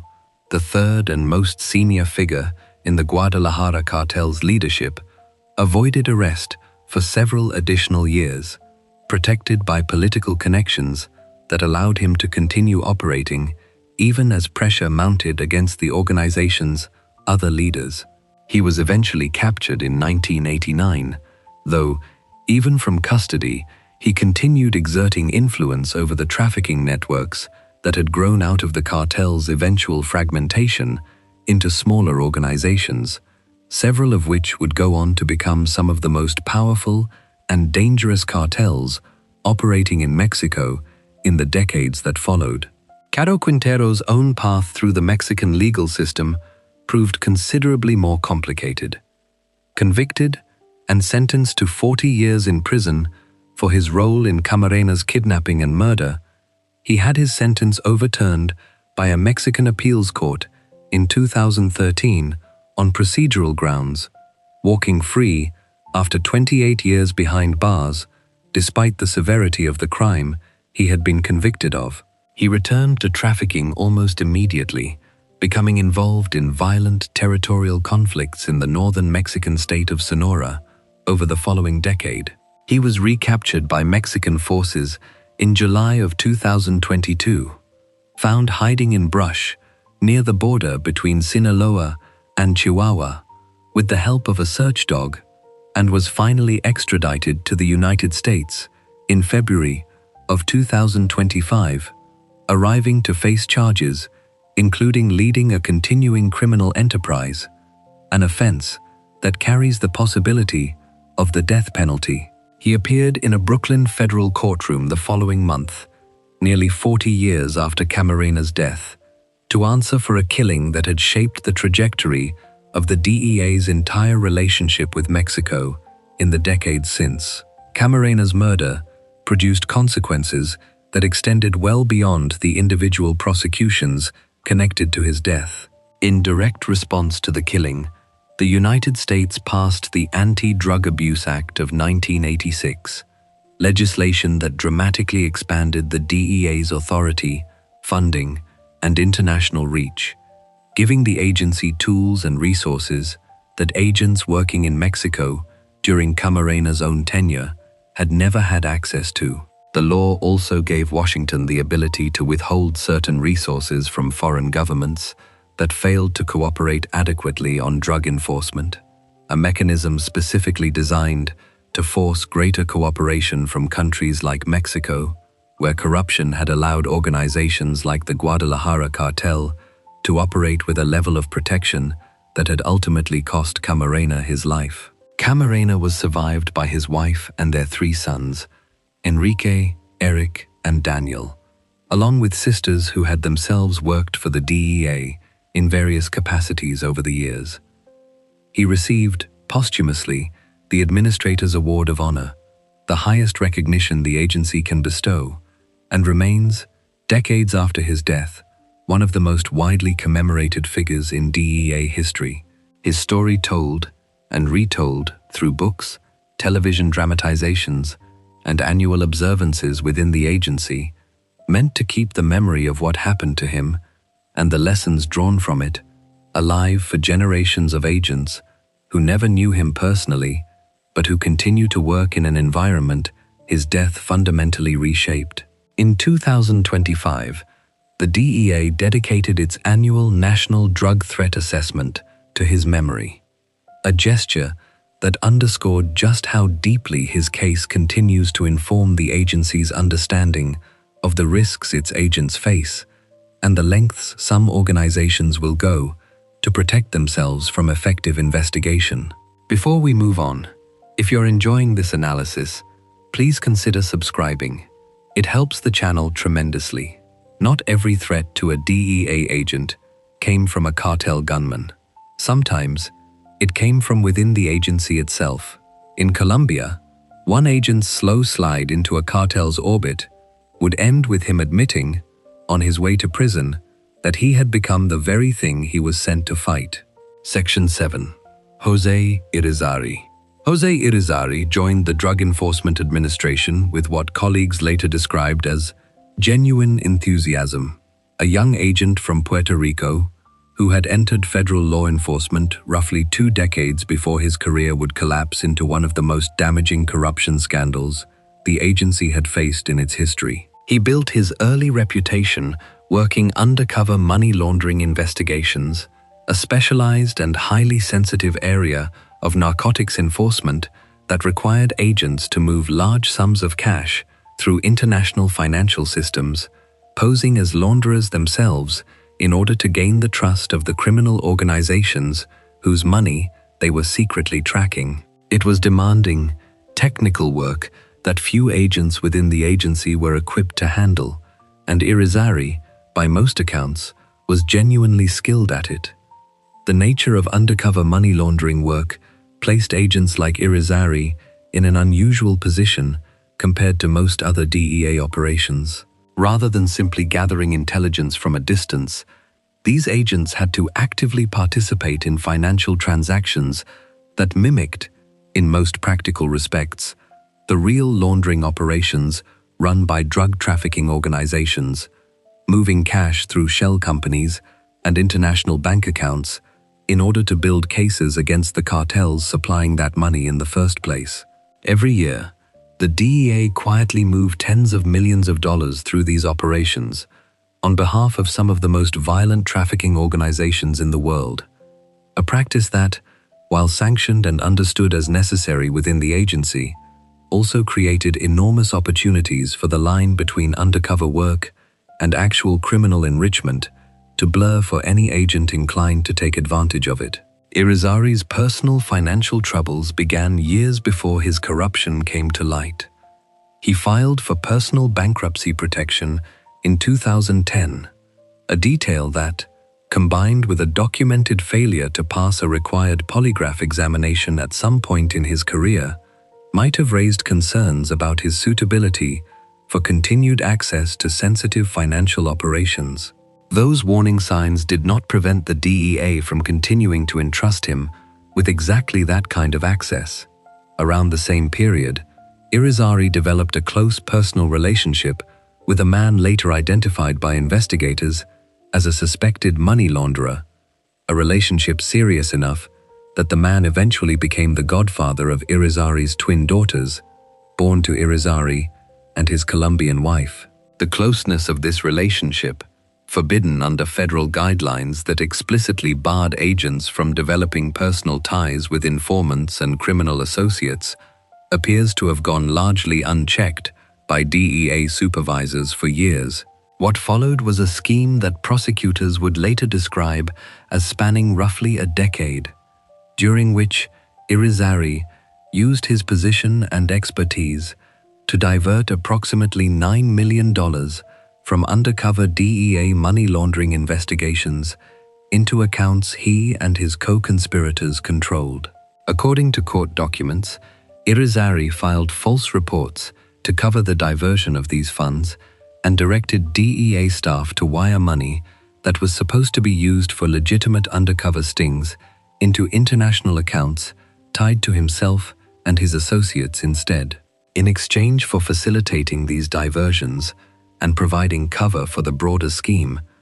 Irizarry received bribes and kickbacks that prosecutors estimated at more than $1 million for himself and his family, money that funded a lifestyle dramatically at odds with what a federal agent's salary alone could have supported. The spoils of Irizarry's arrangement with the cartel became difficult for colleagues to ignore over time, even if formal action to investigate him was slow to materialize. He purchased a $30,000 Tiffany diamond ring for his wife, acquired multiple luxury sports cars, and bought a home in the Caribbean resort city of Cartagena, valued at more than $750,000, a property that sat alongside residences he also maintained in South Florida and Puerto Rico. He traveled internationally in first class, carrying Louis Vuitton luggage, and wearing a gold watch that alone would have represented a significant fraction of an ordinary agent's annual salary. According to later accounts, including Irizarry's own statements to investigators, his spending habits began to closely mirror the lifestyle of the traffickers he was supposedly working to bring down, an irony that became one of the central themes of the eventual case against him. Irizarry did not describe his corruption in later interviews as an isolated personal failing so much as the product of a broader culture within certain corners of the DEA that had grown desensitized to exactly this kind of ethical erosion. According to his account, given in a series of interviews with journalists in the days before he began serving his prison sentence, a loose network of agents, informants, and even some cartel figures participated in what had become known informally as Team America, a rotating group that used money laundering pickup assignments as an excuse to travel internationally for parties, timing certain pickups to coincide with professional soccer matches or tennis tournaments they wanted to attend. He described stops in VIP rooms of strip clubs across the Caribbean, nights out in Amsterdam's red light district, and at least one outing aboard a Colombian yacht that involved substantial amounts of alcohol and more than a dozen women hired for the occasion. According to Irizarry, this culture existed well before he ever became its most extreme example, rooted in what he described as a widespread and demoralized sense among agents that the broader war against narcotics trafficking was fundamentally unwinnable regardless of individual effort. That demoralization, as Irizarry described it, had been compounded by a 2015 Inspector General's report that had already exposed a separate scandal involving DEA agents participating in sex parties with prostitutes provided by Colombian cartels, an episode that led to the suspension of several agents and ultimately contributed to the retirement of the DEA's administrator at the time. Rather than serving as a wake-up call that tightened internal oversight,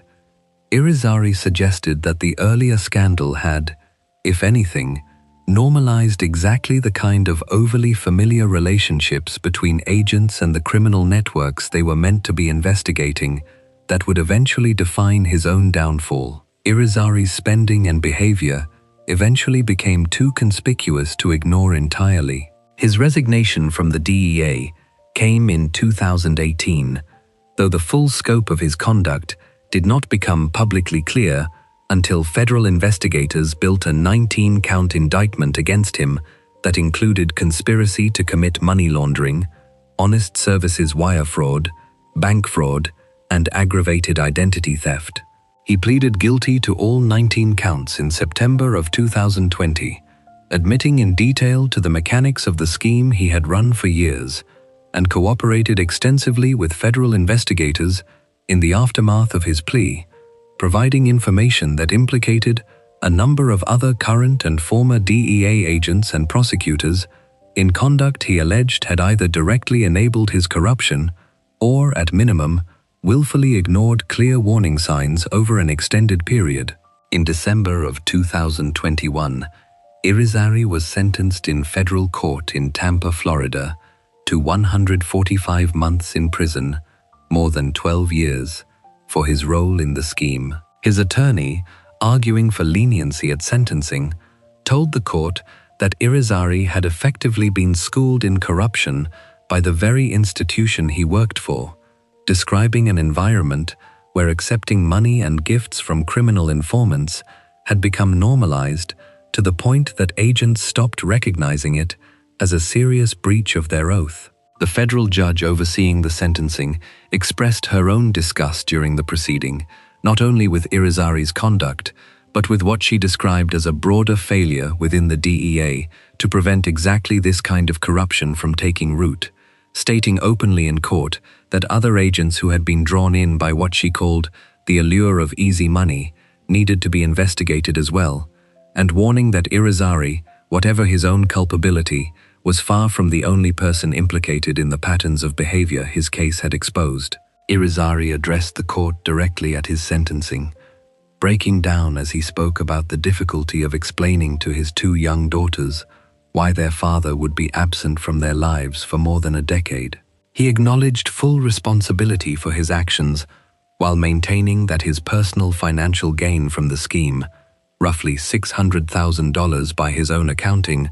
represented only a fraction of the $9 million that had ultimately been diverted,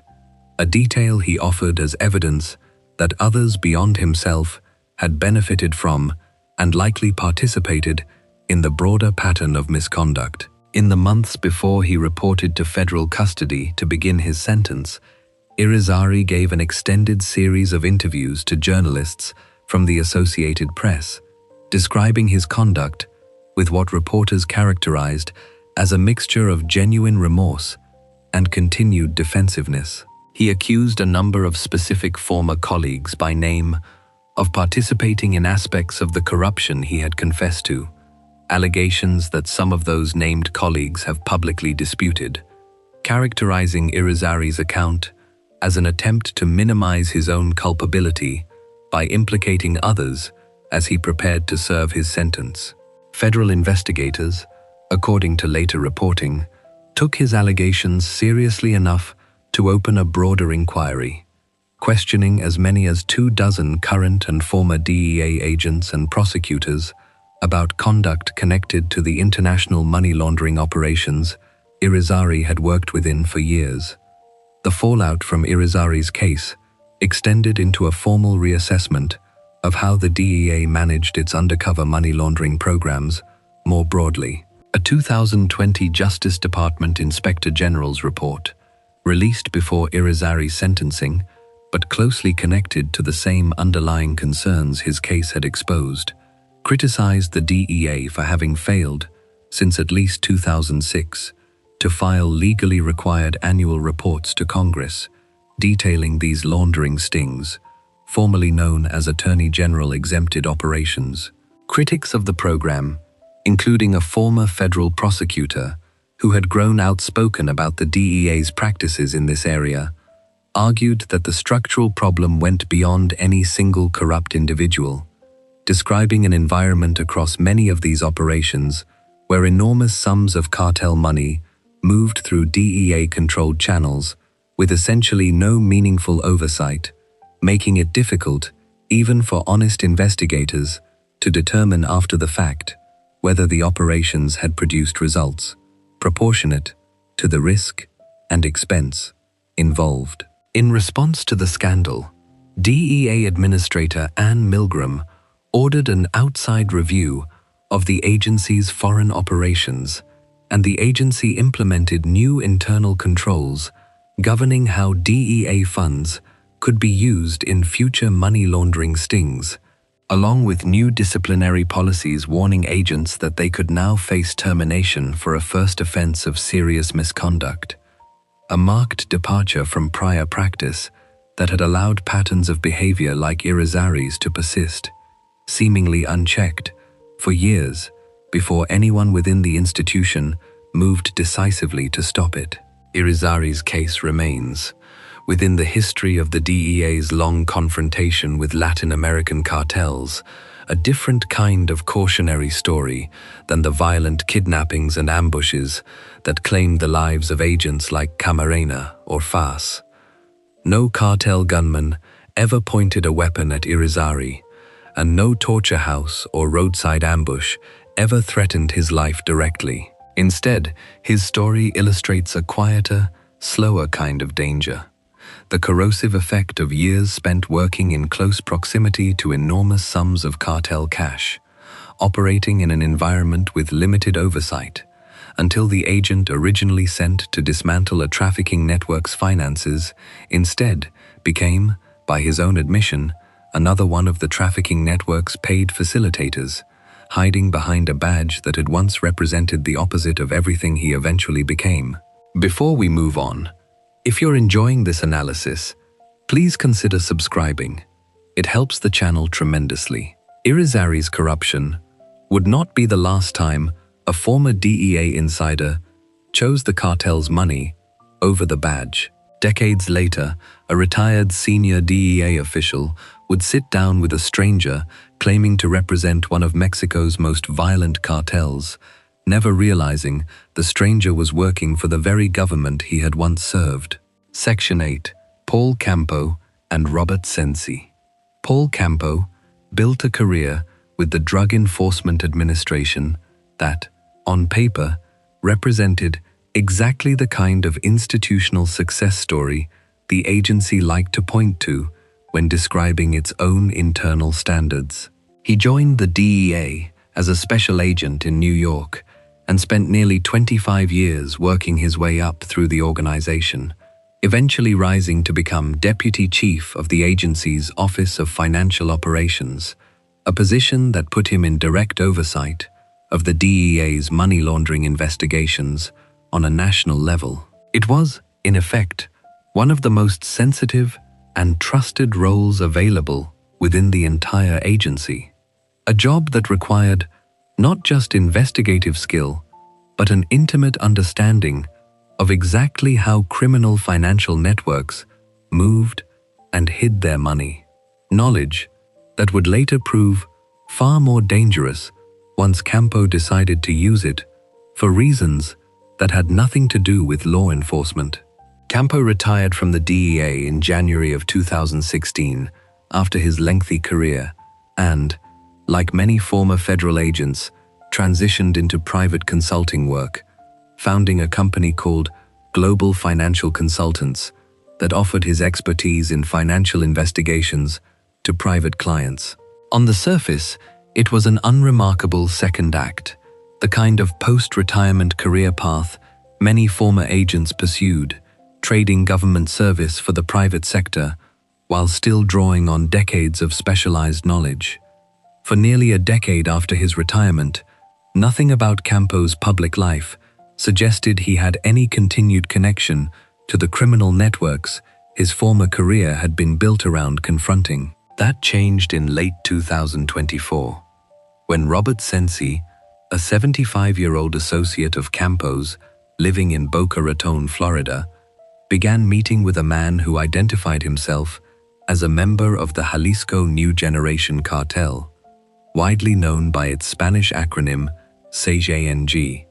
one of the most violent and rapidly expanding criminal organizations operating out of Mexico. Sensi had his own complicated history with the law, having been convicted decades earlier, in the late 1980s and early 1990s, of mail fraud and defrauding the government, offenses connected to a scheme in which he had stolen roughly $2.5 million. The man Sensi believed he was dealing with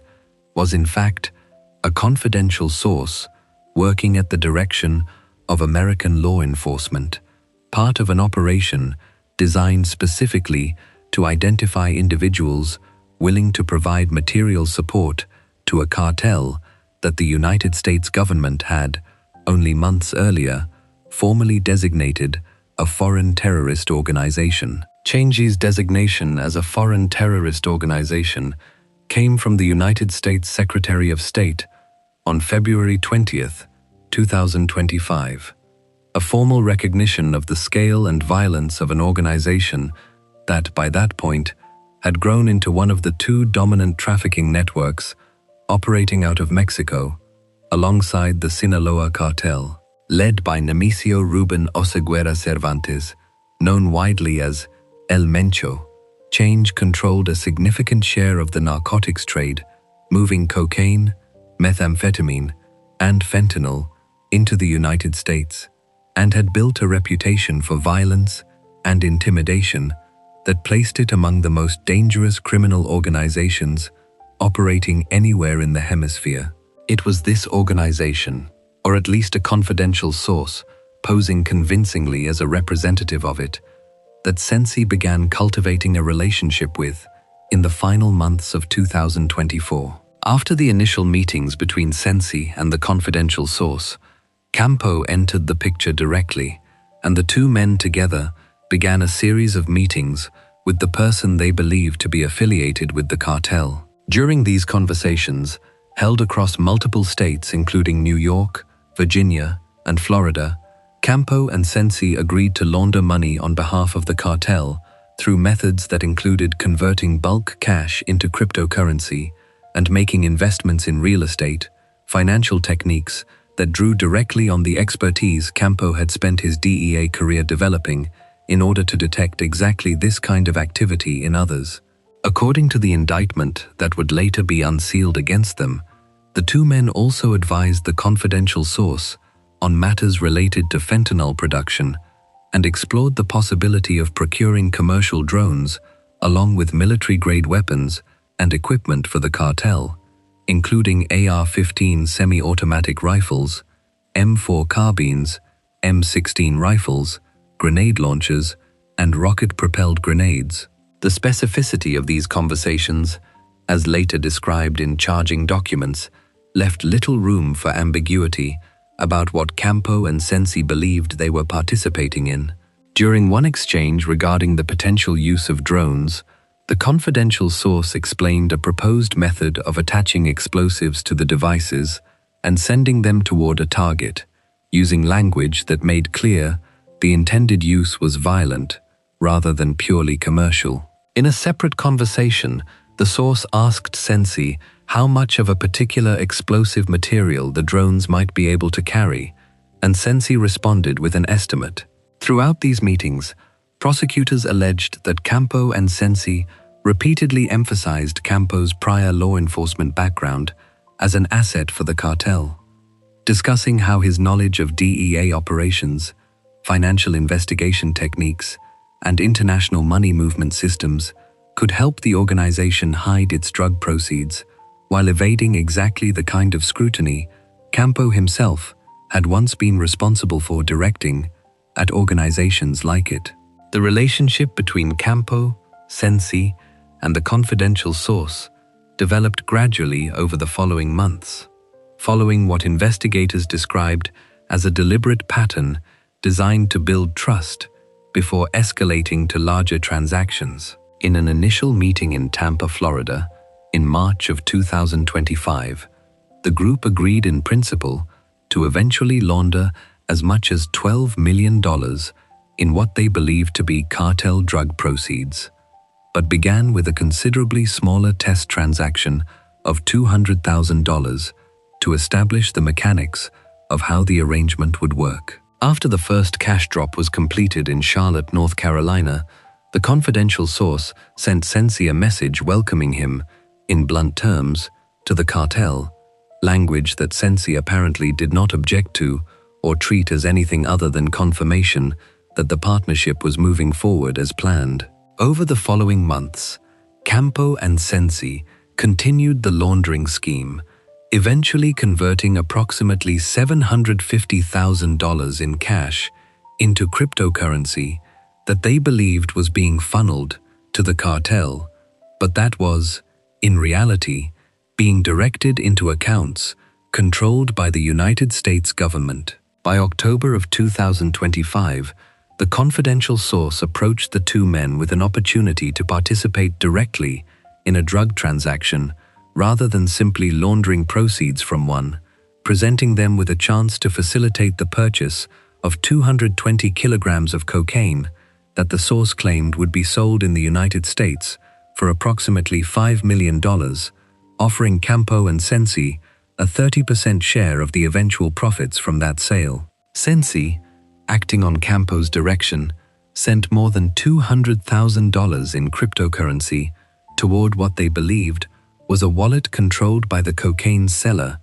money that was in fact captured by the Internal Revenue Service, which had structured the transaction specifically to trace and seize the funds while gathering evidence for the eventual prosecution. The confidential source, upon confirming receipt of the payment, sent Campo and Sensi an enthusiastic encrypted message celebrating that they were taking possession of the drugs,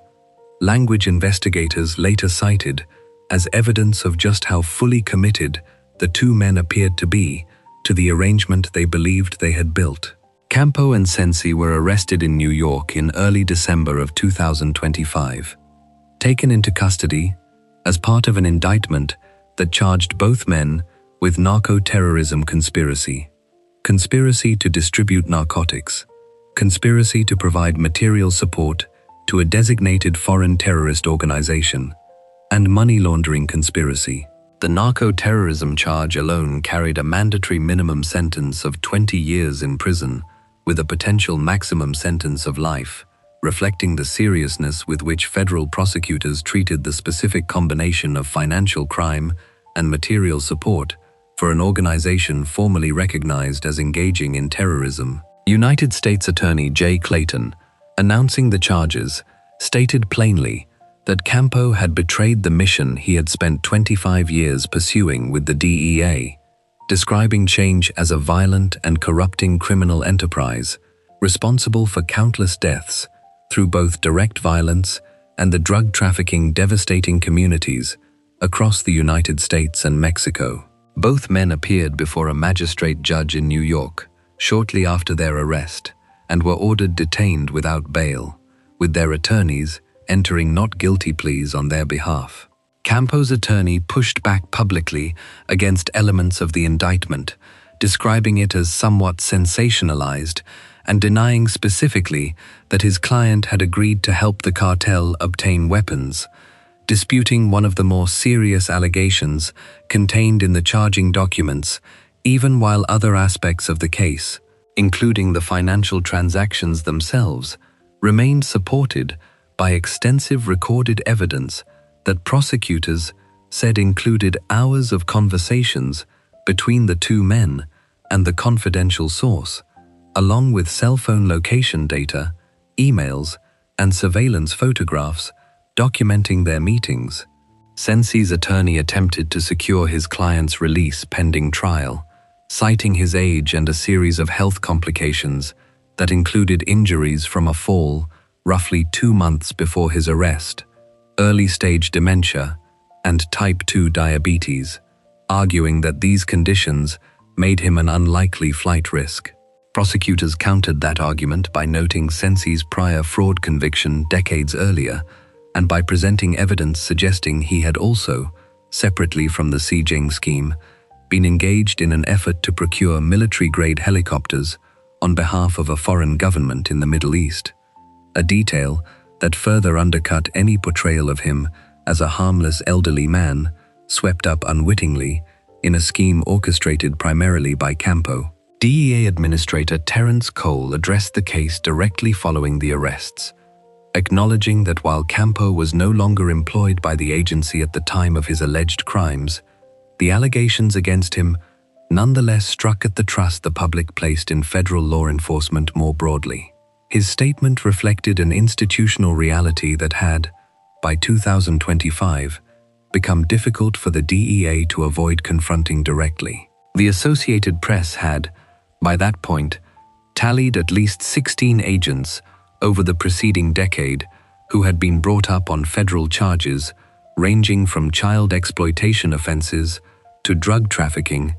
leaking sensitive intelligence to defense attorneys representing targets of DEA investigations, and selling firearms to individuals connected to cartel networks, a pattern of misconduct that painted a picture of an agency struggling with oversight gaps that had allowed individual agents, across multiple decades and multiple specific scandals, to exploit their positions for personal gain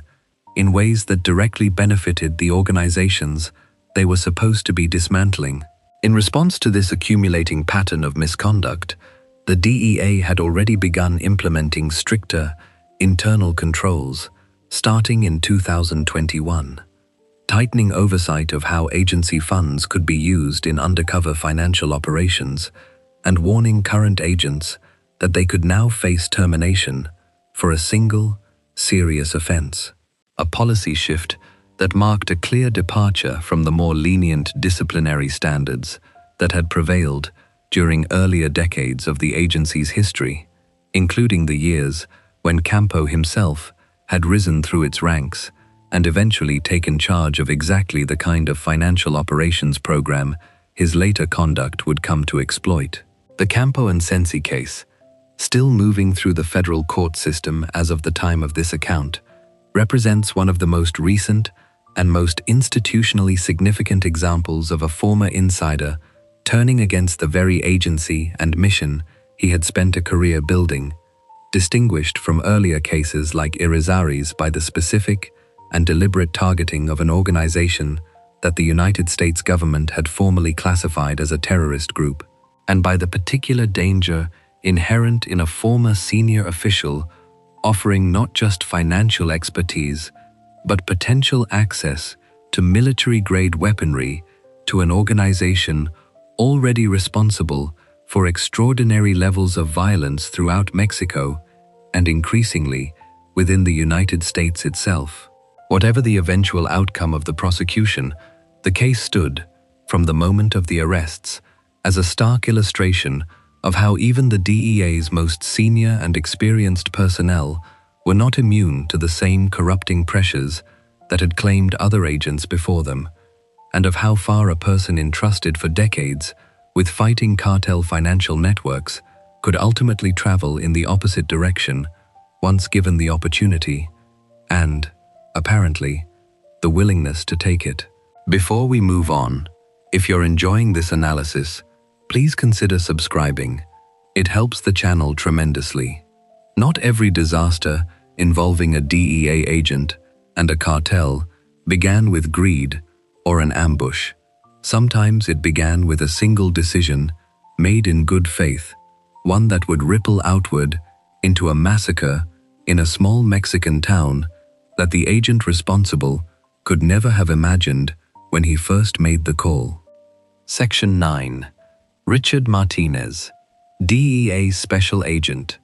Richard Martinez worked out of Dallas, Texas, chasing methamphetamine and cocaine distribution networks tied to Mexican cartels operating along the Southern Corridor. In the early months of 2011, a routine bust set his career on a path that would eventually connect him to one of the worst massacres of Mexico's drug war. Police in the Dallas suburbs discovered $802,000 vacuum-sealed and hidden inside the gas tank of a pickup truck. The driver, when questioned, said he worked for a man he knew only as El Diablo. Following that thread, Martinez and Assistant United States Attorney Ernest Gonzalez eventually identified El Diablo as Jose Vasquez Jr., a 30-year-old Dallas native who had begun selling drugs in high school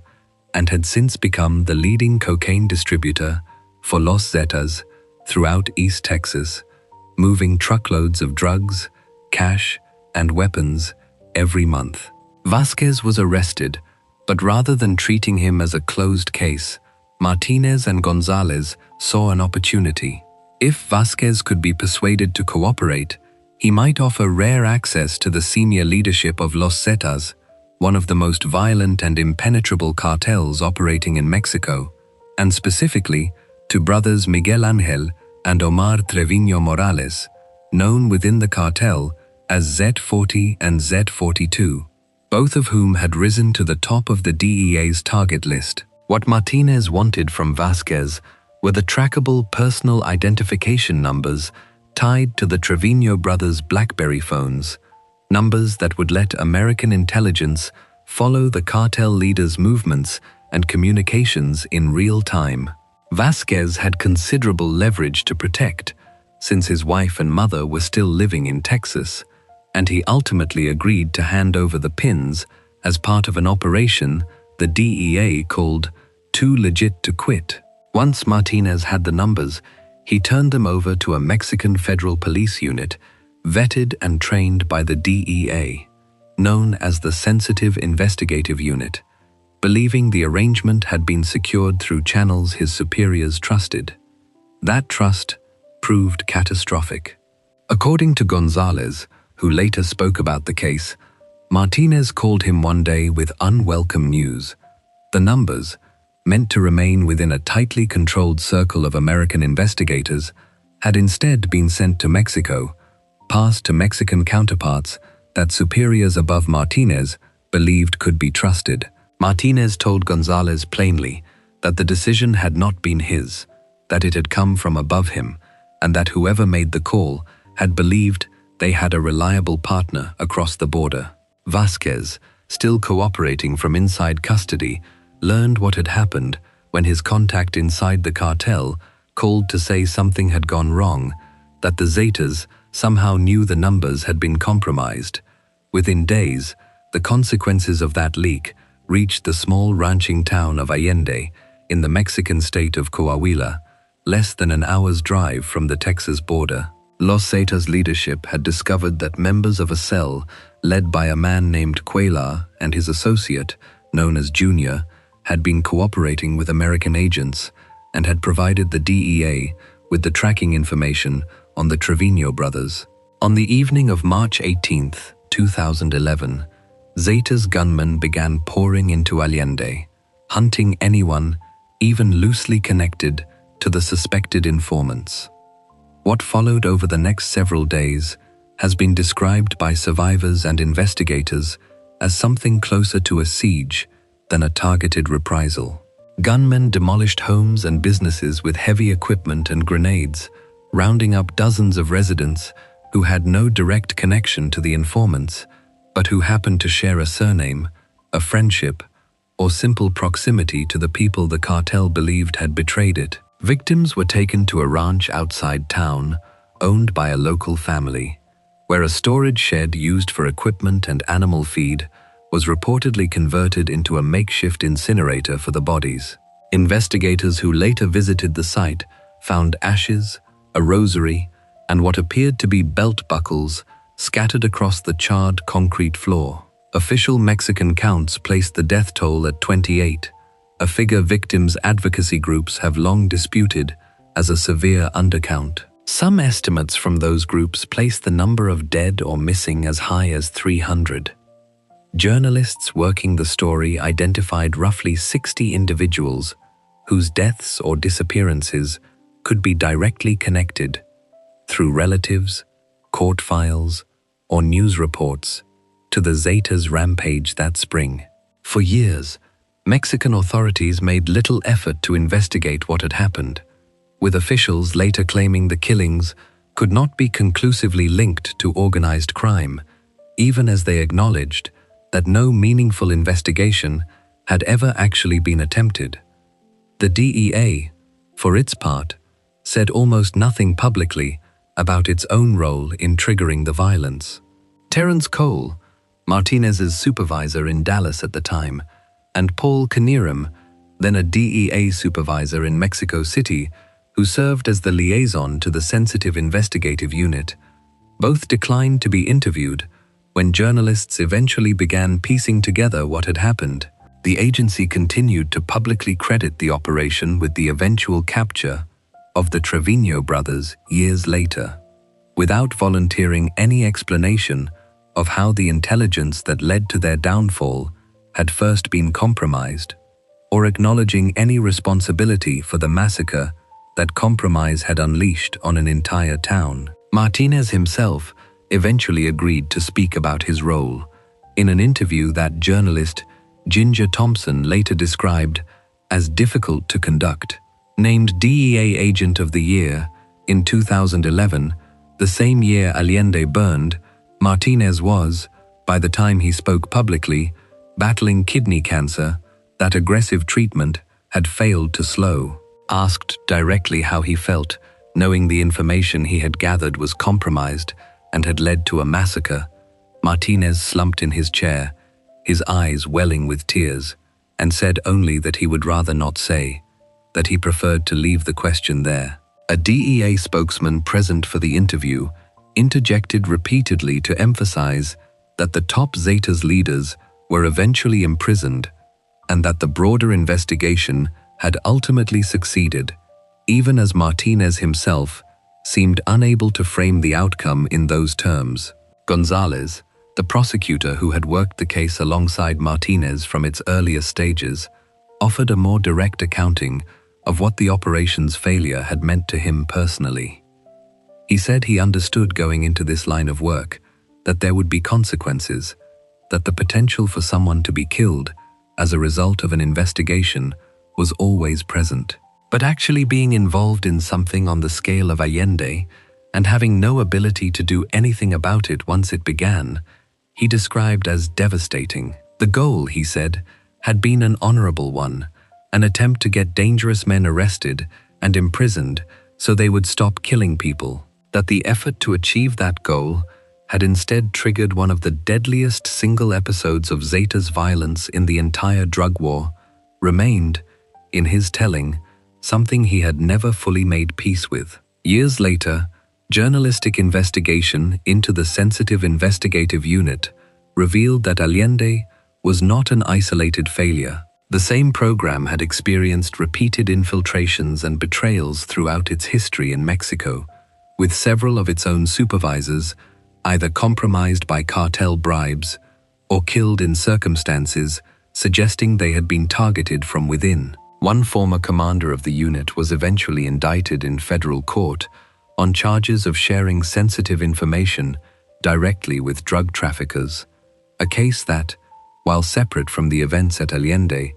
underscored just how consistently the DEA's most trusted Mexican partnership had been undermined by the same kind of corruption the agency had spent decades trying to work around rather than confront directly. Congressional lawmakers eventually took notice. Ranking members of committees overseeing America's foreign law enforcement operations sent a formal letter to the Inspectors General of the Justice and State Departments, calling for a full investigation into the DEA's vetted unit program in Mexico, and specifically citing the Allende massacre as evidence of systemic failure rather than an isolated tragedy. The letter posed detailed questions about how information shared through DEA operations had repeatedly ended up in cartel hands, and asked whether the agency had ever attempted to assist the families of those killed or disappeared as a result. The Justice Department eventually opened its own investigation into the broader pattern the letter described, though for the families in Allende who had spent years searching for loved ones without ever learning that an American drug operation lay at the root of their disappearance, that investigation arrived long after any hope of finding those relatives alive had faded entirely. Before we move on, if you're enjoying this analysis, please consider subscribing. It helps the channel tremendously. Allende was not the only Mexican town where a DEA-linked operation ended in disappearances rather than arrests. A year earlier, in a hotel in Monterrey, an undercover team fled just ahead of Zetas gunmen, who found 4 bystanders waiting in their place. Section 10. The Holiday Inn Monterrey Operation. By 2010, the Drug Enforcement Administration had spent more than 2 decades relying on a program called the Sensitive Investigative Unit, an arrangement that allowed the agency to work inside Mexico without directly violating the country's restrictions on American agents making arrests or carrying out enforcement actions themselves. Under this program, the DEA selected, vetted, and trained groups of Mexican federal police officers, then ran joint operations through them, treating these officers as an extension of American investigative capability, even though they remained, on paper, members of a foreign government's police force. Similar units existed in more than a dozen other countries where the DEA operated, but the Mexican version of the program carried a particular weight, given the scale of the trafficking organizations the agency was trying to dismantle and the sheer danger involved in operating against them on their home ground. One of the primary targets for the SIU in northern Mexico during this period was Los Zetas, a cartel that had by then evolved from a paramilitary enforcement wing of the Gulf Cartel into one of the most violent independent trafficking organizations in the country, known for extreme brutality against rivals, informants, and civilians alike. In the city of Monterrey, an important business hub in the northern state of Nuevo León, the SIU had set its sights on a regional Zetas boss named Héctor Raúl Luna, known within the cartel by the alias El Tori. Tracking a figure of Luna's standing required sustained undercover presence, and the unit established a surveillance operation out of a Holiday Inn in the city, using the hotel as a base from which to monitor Luna's movements and communications over an extended period. The operational security surrounding this surveillance effort proved far weaker than it needed to be, given what the SIU was attempting and who it was attempting it against. According to later reporting based on interviews with current and former DEA agents familiar with the incident, The Mexican police officers assigned to the unit were, despite their training, hardly inconspicuous once they were actually in the field. Their accents and their clothing marked them clearly as outsiders, in a way that could easily have drawn the attention of hotel staff, who, in a city where cartel influence extended into nearly every layer of daily life, might well have been moonlighting as lookouts for the very organization the SIU was investigating. Compounding this basic visibility problem, the officers reportedly used their own personal credit cards to secure their rental vehicles and their hotel rooms, a decision that meant their real identities were never meaningfully concealed behind the operation's cover. A private assessment of the SIU program conducted in 2010 specifically flagged this kind of lapse as a known and recurring operational flaw, though the criticism arrived too late to prevent what happened next in Monterrey. Whether the Zetas learned of the surveillance operation through this kind of basic tradecraft failure, or through a mole planted inside the unit itself, or through a senior cartel figure who had simply purchased loyalty from someone with access to the SIU's plans,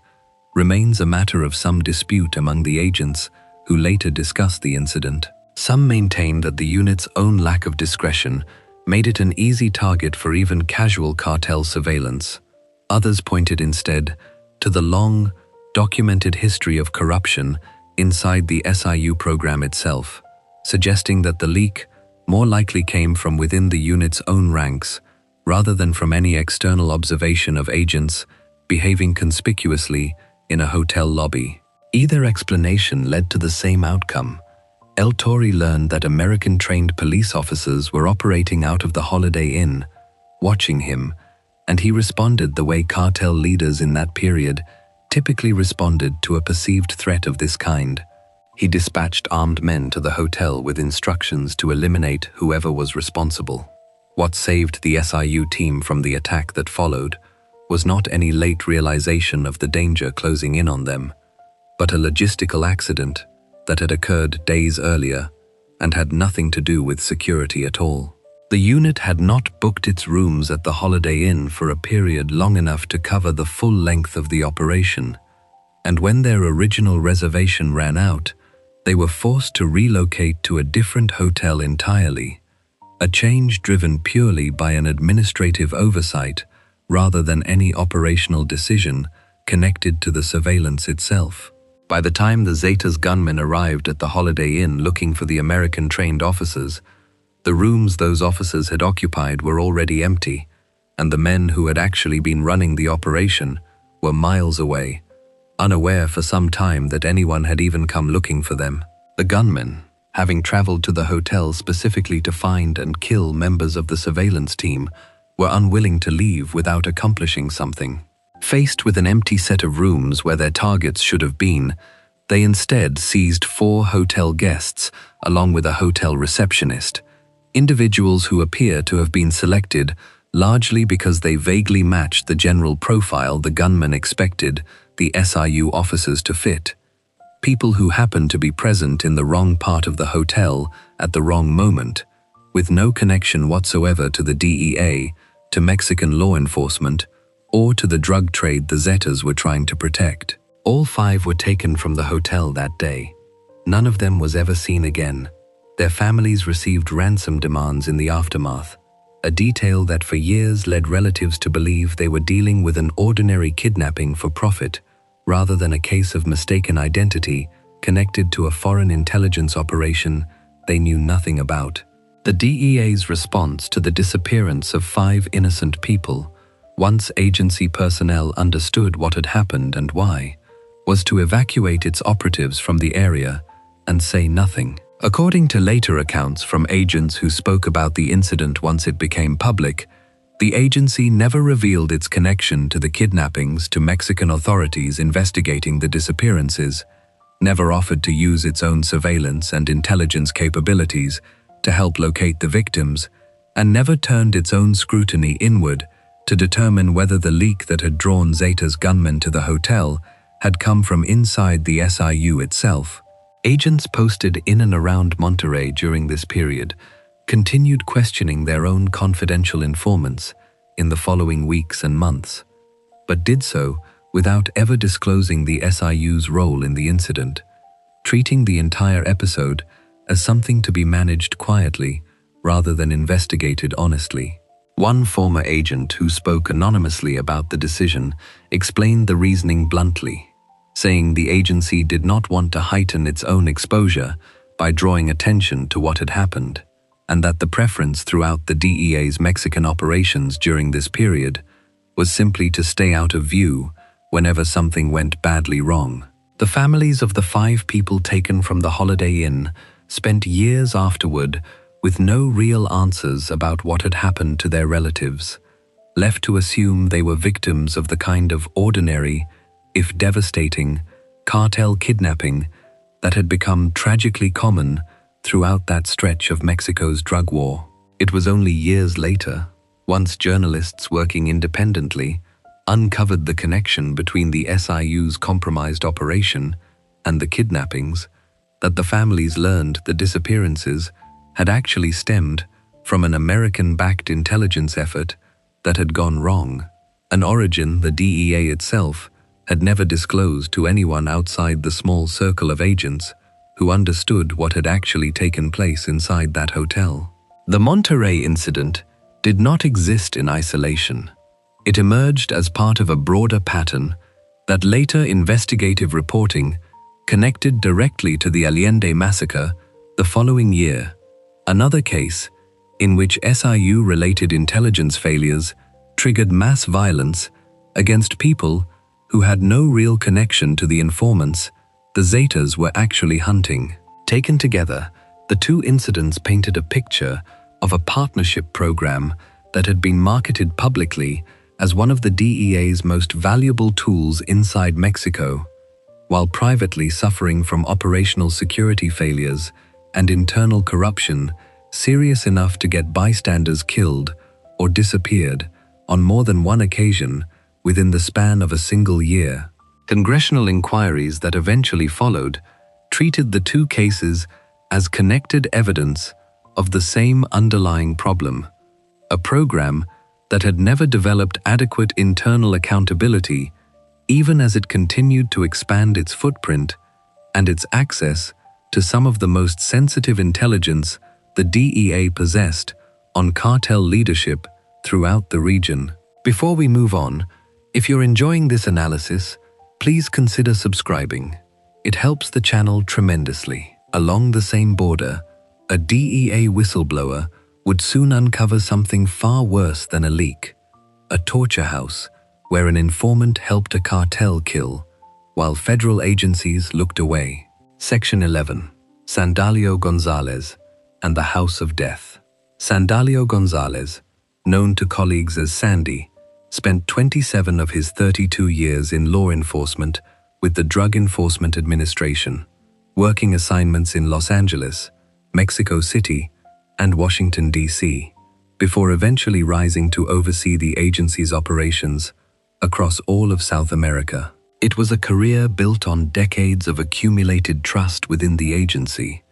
the kind of record that made him an unlikely candidate to become one of the DEA's most consequential internal whistleblowers. That role found him anyway, first through a smaller episode involving missing evidence in Miami, and then through a far larger scandal that would expose one of the darkest chapters in the recent history of American law enforcement cooperation along the Mexican border. The earlier episode took place in 2001, while Gonzalez was working as a high-ranking agent in Miami. A joint raid carried out by DEA and Miami-Dade County narcotics agents targeted a suspected major drug distributor, and in the aftermath, several kilograms of cocaine seized during the operation went missing before the evidence made its way back to DEA offices. Gonzalez called for an internal investigation into the disappearance, a decision that, rather than leading to accountability for whoever had taken the drugs,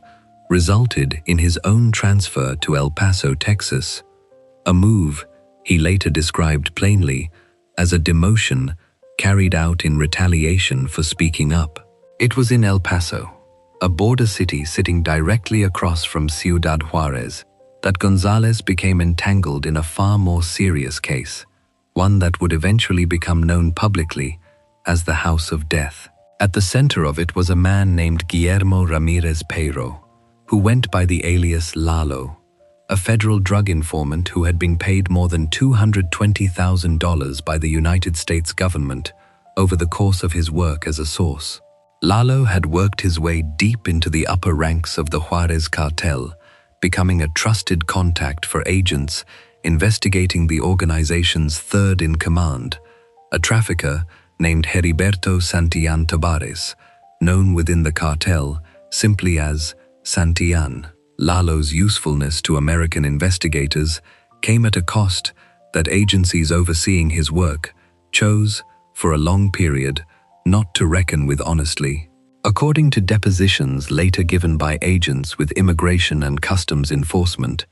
the agency that had primary responsibility for handling him, Lalo and Santillan, committed their first murder together in August of 2003 at an abandoned house near the Texas-Mexico border that would come to be known as the House of Death. Their victim was a man named Fernando Reyes, a Mexican attorney and a childhood friend of Santillan's. Officials from both ICE and the Justice Department, according to sworn testimony given years later in a civil trial brought by victims' families, knew about this killing almost immediately, as did the Office of the United States Attorney for the Western District of Texas at the time. Rather than shutting down the investigation that had put Lalo in this position, the federal government allowed it to continue. Over the following months, at least 11 more people were murdered at the House of Death, including one legal United States resident, according to government reports compiled afterward. Gonzalez, describing the pattern of killings to journalists later, characterized them as a mix of rip-offs, snitch killings, witness eliminations, and casualties of internal turf disputes within the cartel. Cartel leaders themselves referred to the murders using a chilling shorthand, calling them carne asadas, or barbecues, a term that captured both the routine nature the killings had taken on for the men carrying them out, and the complete disregard for the victims as anything other than disposable problems to be solved. The danger of this arrangement eventually extended directly to American personnel. In January of 2004, while being tortured at the House of Death, one victim gave his captors an address, that of an agent assigned to the DEA's office in Ciudad Juarez. It was a moment that made unmistakably clear just how far the exposure had spread. An informant the United States government continued to run, despite mounting evidence of his direct participation in a string of murders, had helped create a situation in which a cartel, actively engaged in torture and killing, now possessed the home address of an American federal agent, extracted from a dying man during one of the very interrogations that informant had helped conduct. Gonzalez became the central figure, willing to speak out about what he had learned regarding the case, taking on the role of whistleblower at real professional risk to himself, given his own agency's history of responding to internal criticism with retaliation rather than reform. His account, along with testimony and documentation that emerged through subsequent investigations and civil litigation brought by the families of several House of Death victims, painted a picture of an informant handling system that had allowed institutional momentum and a valuable intelligence pipeline to outweigh basic questions about how many lives that pipeline was costing along the way. The case eventually drew broader public attention through investigative journalism, most notably a lengthy piece published in a British newspaper that laid out the sequence of killings and the extended period during which American officials had known about them without intervening. The fallout implicated not just ICE, the agency that had directly run Lalo as a source, but the wider architecture of interagency drug enforcement cooperation along the border,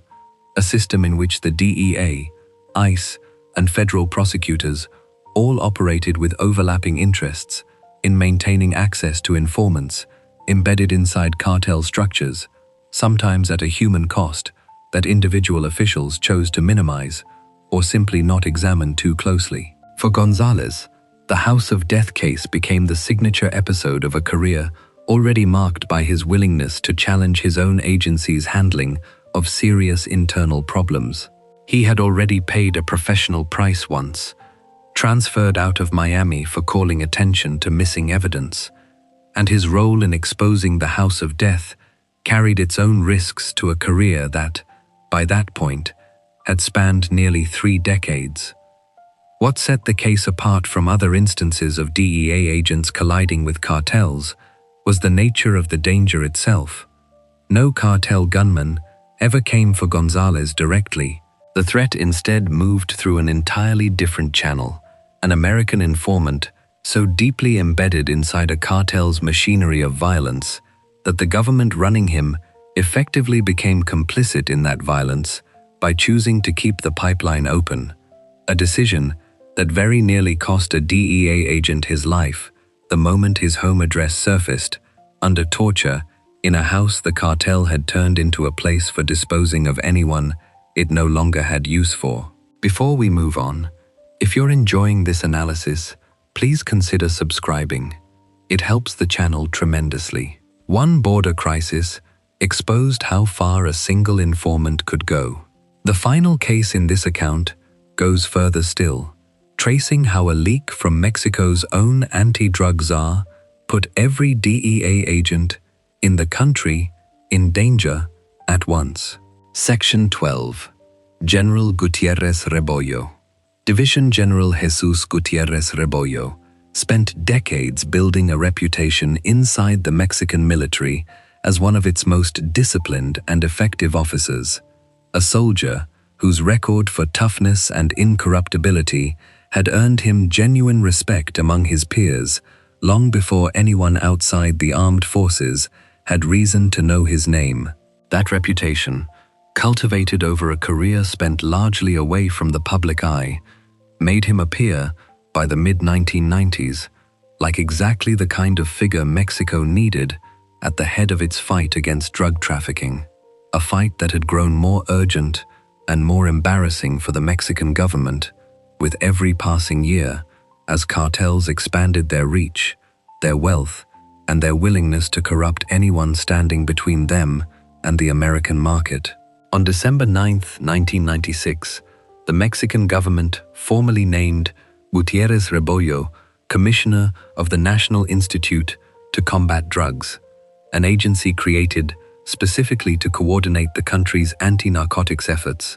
and to serve as Mexico's primary point of contact with American counterparts working the same trafficking networks from across the border. The appointment carried enormous symbolic weight. Mexico had spent years fielding criticism from Washington over corruption inside its police forces and military, criticism that had only intensified in the aftermath of the Camarena case more than a decade earlier, when investigators discovered that entire branches of Mexican law enforcement had been compromised by cartel money. Naming a general with Gutierrez Rebollo's record to lead the country's drug fight was meant, at least in part, to signal that Mexico was serious about cleaning house and building an institution that both governments could trust. The Drug Enforcement Administration, for its part, treated the appointment as a genuine opportunity rather than a reason for caution. Within weeks of Gutierrez Rebollo taking office, American officials began sharing sensitive intelligence with him, information that represented months and, in some cases, years of accumulated investigative work into Mexico's trafficking organizations. This was not a minor gesture of goodwill. It reflected a substantive shift in how closely Washington was willing to work with Mexico's anti-drug apparatus, built on the assumption that Gutierrez Rebollo's personal reputation for integrity extended to the institution he now led. Agents who had spent years working cautiously around Mexican law enforcement, wary of exactly the kind of corruption that had gotten Camarena killed, suddenly found themselves operating under new instructions to treat this particular general as a reliable and trusted partner. At the center of the intelligence Washington began sharing was Amado Carrillo Fuentes, the man who had built the Juarez cartel into one of the most powerful trafficking organizations in Mexico by the mid-1990s. Carrillo Fuentes had earned the nickname El Señor de los Cielos, the Lord of the Skies, for his extensive use of a fleet of aircraft, including commercial-sized planes, to move enormous quantities of cocaine north from Colombia through Mexico and into the United States. He had taken control of the Juarez organization after the killing of its previous leader, Rafael Aguilar Guajardo, on a beach in Cancun in 1993, and had spent the years since consolidating power with a combination of ruthlessness and an almost obsessive attention to secrecy, relying on bribery to buy protection from police, soldiers, and officials at nearly every level of Mexican government. By the time Gutierrez Rebollo took over the National Institute to Combat Drugs, Carrillo Fuentes had become, according to American assessments, the single most significant trafficker operating inside Mexico, a man whose capture or elimination represented one of the DEA's highest priorities in the entire region. What the DEA did not know, and would not learn until it was already too late to undo the damage, was that Gutierrez Rebollo had not been pursuing Carrillo Fuentes at all. According to accounts that emerged in the aftermath of his arrest, the general had instead struck an arrangement to protect the trafficker he had ostensibly been appointed to bring down, a betrayal made vastly more dangerous by the fact that Washington had spent the preceding weeks funneling exactly the kind of sensitive operational intelligence into his hands that could reveal how much American agencies actually knew about the Juarez cartel's structure, its methods, and the informants and surveillance techniques being used against it. Information that had been shared with the explicit purpose of helping dismantle Carrillo Fuentes' organization appears instead to have traveled directly to Carrillo Fuentes himself, a reversal that meant the United States had unknowingly handed one of its most dangerous adversaries a detailed picture of its own investigative playbook. Details that later emerged from testimony given by Gutierrez Rebollo himself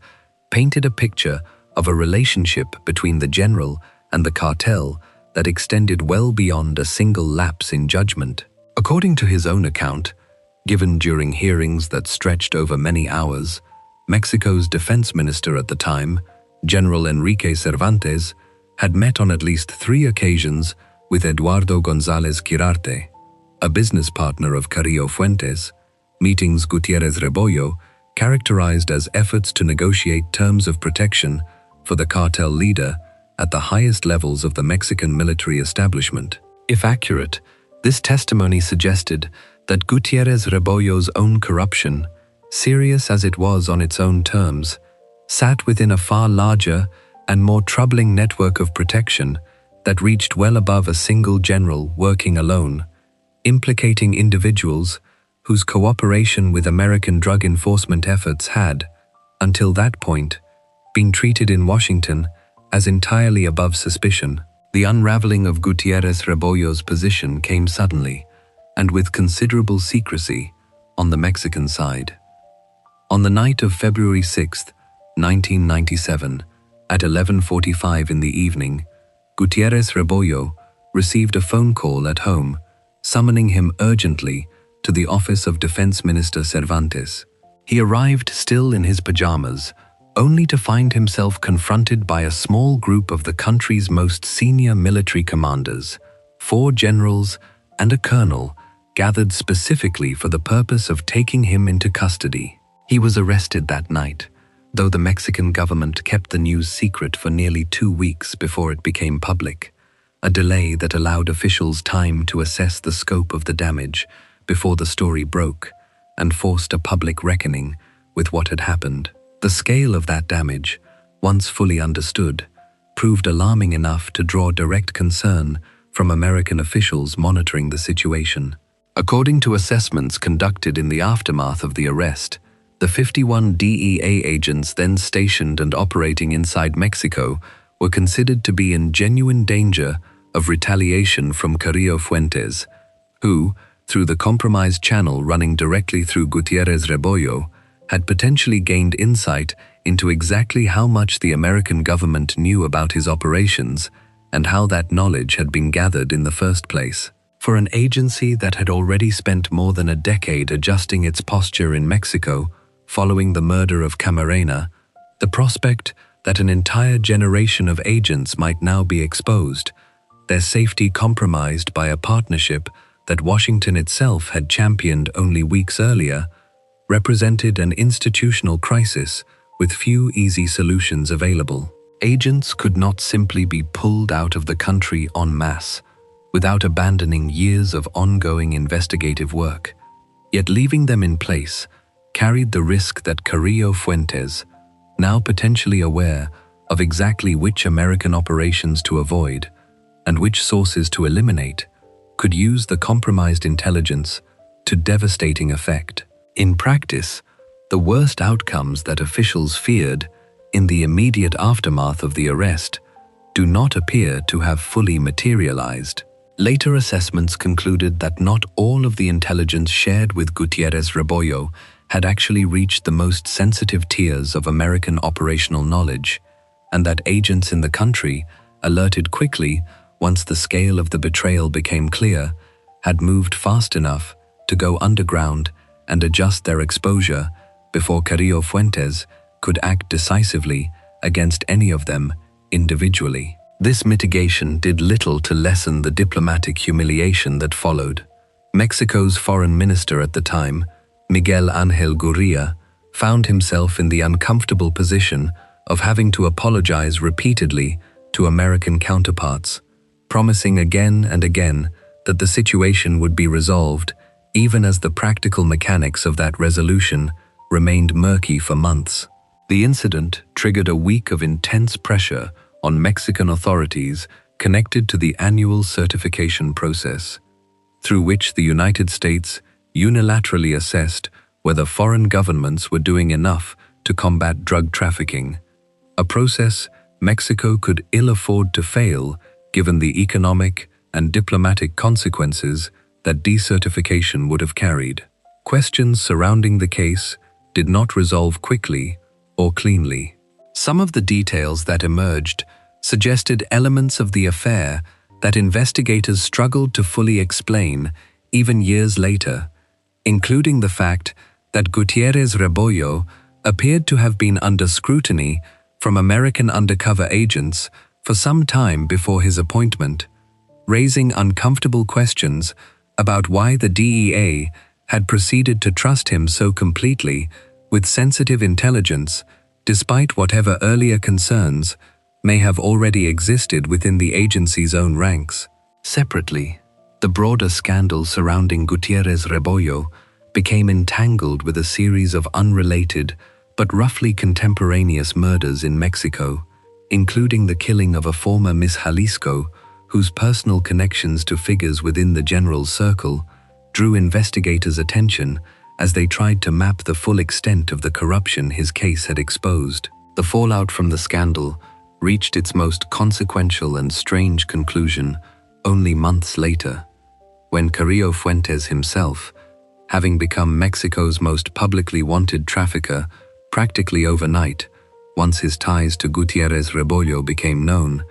attempted to escape identification by undergoing extensive plastic surgery in Mexico City. The procedure, performed on July 4, 1997, was meant to alter his appearance enough to let him continue evading both American and Mexican authorities indefinitely. Instead, the surgery went wrong, and Carrillo Fuentes died during the operation at the age of 40. His death triggered a wave of conspiracy theories inside Mexico, with some insisting he had faked his own death entirely to escape capture, doubts that authorities attempted to dispel by releasing graphic photographs of his body at the funeral, an attempt at closure that only seemed to intensify public suspicion rather than settle it. Whatever the truth of his death, the doctors who had performed the surgery were themselves found dead several months later, discovered encased in cement inside steel barrels along a highway, their bodies showing signs of extensive torture, a final grim postscript to a case that had already exposed just how deeply corruption had penetrated Mexico's own effort to police itself. For the DEA, the Gutierrez-Rebollo affair became one of the clearest illustrations in the agency's history of how quickly a moment of genuine institutional hope, a newly appointed anti-drug commissioner with an unimpeachable military reputation, could collapse into one of the most dangerous intelligence failures the agency had faced since the murder of Camarena more than a decade earlier. It was a case built not on a cartel gunman kicking down a door or an agent succumbing to greed, but on the far quieter and, in some ways, more unsettling possibility that an entire government's chosen representative, vetted and trusted at the highest levels by two countries simultaneously, could be working against both of them from the very beginning, and that the damage from such a betrayal could extend outward to threaten dozens of agents who had done nothing more than trust that the intelligence-sharing arrangements built around them were as sound as their superiors had promised. If you enjoyed this breakdown, make sure to subscribe. Thanks for watching, and I'll see you in the next one.